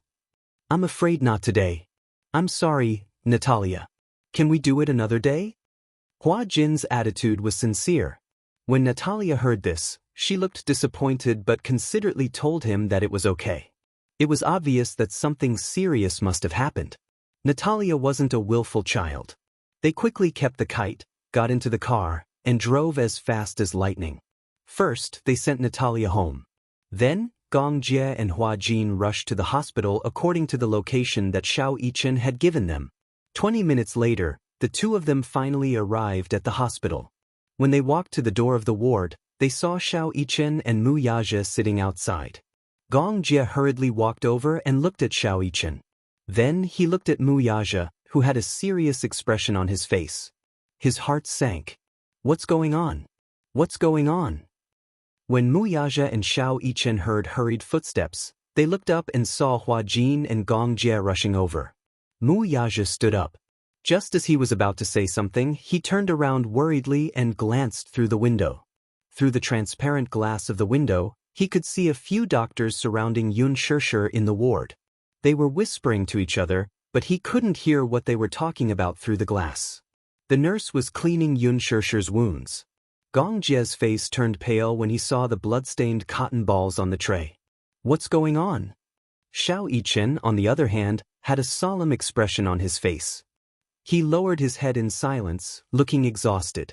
Gong Jie didn't expect to get any information from Xiao Yichen, so he turned to look at Mu Yaja. Mu Yaja said slowly, "She was stabbed in the abdomen. The doctor said that the injury isn't serious. She's receiving a blood transfusion now." She was stabbed? Gong Jie was furious when he heard that. Who stabbed her? Hua Jin was also in disbelief when he heard that Yun Sure had been stabbed. How did she get stabbed out of nowhere? Yun Sure was usually followed by bodyguards from afar whenever she went out. How could Yun Sure get hurt? Gong Jie was still upset that Mu Yaja didn't protect her well. However, what Mu Yaja said next made Gong Jie and Hua Jin fall into a daze again. Mu Yaja said, Gong Fan was the one who stabbed her. No one expected it. Chapter 4281. How is that possible? Hua Jin was the first to be suspicious. Why did Gong Fan stab Sure? Mu Yaja lifted his head and glanced at him. His handsome brows were slightly furrowed and his eyes were filled with confusion. This had happened in the afternoon. In the morning, he had left the ward to go to the office because he had some matters to attend to. When he returned, he saw Yun Sure sitting in front of Gong Fan's bed and peeling an apple for him. Seeing that Gong Fan was still unconscious, he went to the bathroom to take a shower. However, just as he was about to wash the dishes, he heard a strange noise coming from the ward. Then he heard Xiao Yichen scream. He didn't have time to dry himself. He put on a bathrobe and rushed out, only to see Yun Sure clutching her abdomen. Her body was bent over and she was kneeling on the floor. There was a horrifying pool of blood under her knees. Gong Fan stood by the side and looked at Yun Sure coldly. He was holding a fruit knife in his hand that was still stained with Yun Sure's blood. He was holding the knife so tightly that it seemed like he was going to break the handle. A fruit knife like this would stay in a person's body because of the suction force of the flesh. If one didn't have enough strength, it would be difficult to pull it out. It was obvious that Gong Fan had pulled the knife out after stabbing Xianxia once. Seeing that he had raised the fruit knife and was about to stab Xianxia again, Xiao Yichen heard the commotion and rushed over in time to protect Xianxia. Until now, Xiao Yichen still had a lingering fear. He didn't dare to imagine what would have happened if he had left the ward to get the hot water. No one could have predicted what would have happened. In any case, Xiao Yichen was really scared out of his wits and still hadn't recovered from the shock. Mu Yaja carried Xianxia and rushed her to the emergency room. Xiao Yichen stayed behind to look after Gong Fan. When Xianxia was sent to the emergency room and the doctor came out to report that her life wasn't in danger, Mu Yaja returned to the ward. By then, Gong Fan had already fainted and the entire ward was heavily guarded by Mu Yaja. Fortunately, Mu Yaja didn't panic. This incident hadn't spread yet. Other than Mu Yaja and Xiao Yichen, no one else knew how Xianxia got injured out of the blue. Because it happened in the hospital wanted to investigate the matter. However, because the victim was Mu Yaja's wife, the hospital didn't dare to investigate further. They only asked a few questions and Mu Yaja gave a perfunctory reply. After that, they didn't dare to say anything else. They only saved her while trembling in fear and didn't dare to interfere anymore. Gong Fan's ward had been sealed by Mu Yaja's men. In the huge ward, there were only a few trustworthy nurses and doctors. The rest of the people were Yu Yu's personal bodyguards. Mu Yaja still didn't have the energy to care about Xianxia and didn't know his motive for stabbing Xianxia. However, according to Xiao Yichen, if he hadn't stopped him, Gong Fan would have stabbed Xianxia to death. He couldn't understand what kind of deep hatred made Gong Fan insist on stabbing Xianxia to death. That was murder. Gong Fan was crazy. Why did he do that? This was no longer an injury, but simply an attempt to kill him. Gong Fan wanted to kill Xianxia. Xiao Yichen was filled with anger at the thought of Gong Fan's ruthlessness. Chapter 4282. Now Xianxia had yet to wake up. No one knew what had happened at that time. He was an adult and had the ability to reason that Xiao Yichen, a child, did not have. Gong Fan was not stupid. On the contrary, his personality was more shrewd than Yu Yu's. Why would he do something that was disadvantageous to him? What good would it do him to kill Xianxia? Mu Yaja could not understand this logic. Hence, he told Xiao Yichen not to think so much for the time being. Perhaps when Gong Fan woke up, the truth would be revealed. Compared to Xiao Yichen's impulsiveness, Gong Jie was much more rational. Impossible! He furrowed his eyebrows, unwilling to believe it. No matter what happened, I will not believe that Gong Fan would hurt Xianxia. When Xiao Yichen heard this, he stood up angrily. He restrained himself and said unhappily, I saw it with my own eyes. Gong Fan held a knife and stabbed Mommy. I saw it with my own eyes. How could it be wrong? He used to like Gong Fan very much, but this did not mean that he could tolerate Gong Fan hurting Xianxia. However, Gong Jie thought in a different direction. Gong Jie knew very well what Xianxia represented to Gong Fan. This was Gong Fan's warmest obsession in this world. Xianxia was as important to Gong Fan as she was to Xiao Yichen and Yu Yu. To Gong Fan, Xianxia's existence was more like a lighthouse. How could he hurt the lighthouse in his heart? Although Gong Jie's heart ached that Xianxia was injured, this matter could not be concluded just by seeing it with his own eyes. Hua Jin immediately comforted him, Xiao Yichen, calm down and be rational. I'm already very rational. If it wasn't for Yu Yu's body, I would have broken his hand. Xiao Yichen gritted his teeth. It was obvious that he had been holding it in for a long time. Sometimes what you see may not be true. So, don't make the final decision. Wait for your mommy to wake up and ask about the cause and effect of this matter. Gong Jie looked at Mu Yaja and asked, Have you told Alice about this matter? Mu Yaja shook his head. From the beginning of the incident until now, they did not give anyone a chance to breathe. After they sent Xianxia to the emergency room, they came back to make arrangements for Gong Fan to arrange things. After Xianxia to be sent to the hospital, Tu's to make arrangements. It's better to tell her about this matter. Wuxia made an excuse. He did not want Alice to be involved in this matter for the time being. At the very least, he had to wait for Xianxia and Gong Fan to wake up first. No one could say for sure what had happened at that time. Even Xianxia was a later matter. No one could say for sure why Gong Fan wanted to stab Xianxia. After a while, the doctor and nurse walked out. Wuxia immediately stood up and asked about the situation. It's nothing serious. The wound is not deep. Chapter 4283. Xianxia was silent for a while. Suddenly, he punched the long bench hard. A creaking sound was heard, and the surface of the bench was slightly damaged. Gong Fan wants to replace Yu? Dream on. If not for the fact that Yu pitted him and didn't want him to disappear and was willing to coexist with him, with Yu's ability, he would definitely be able to completely destroy his personality. Now, he actually treated Mommy and Yu like this. He's a devil. When he thought of the bloody scene that Xianxia had witnessed, his heart throbbed with pain. He could never bear for anyone to hurt Xianxia. Therefore, he could never forgive Gong Fan. I won't forgive him. Xianxia gritted his teeth and said, Never. When Gong Fan woke up, he had a terrible headache. He held his forehead, not knowing what had happened. However, his memory was still stuck on the night before. He vaguely remembered that at night, because of the stomachache, he randomly found painkillers in the drawer. He didn't care about the dosage and took 4 or 5 pills in one go. After that, he didn't expect that not only did it not work, but his whole body started to spin and it started to become difficult to breathe. He curled up on the bed, thinking that it was a side effect of taking the painkillers. He wanted to endure it and get through it. In the end, he couldn't get through it.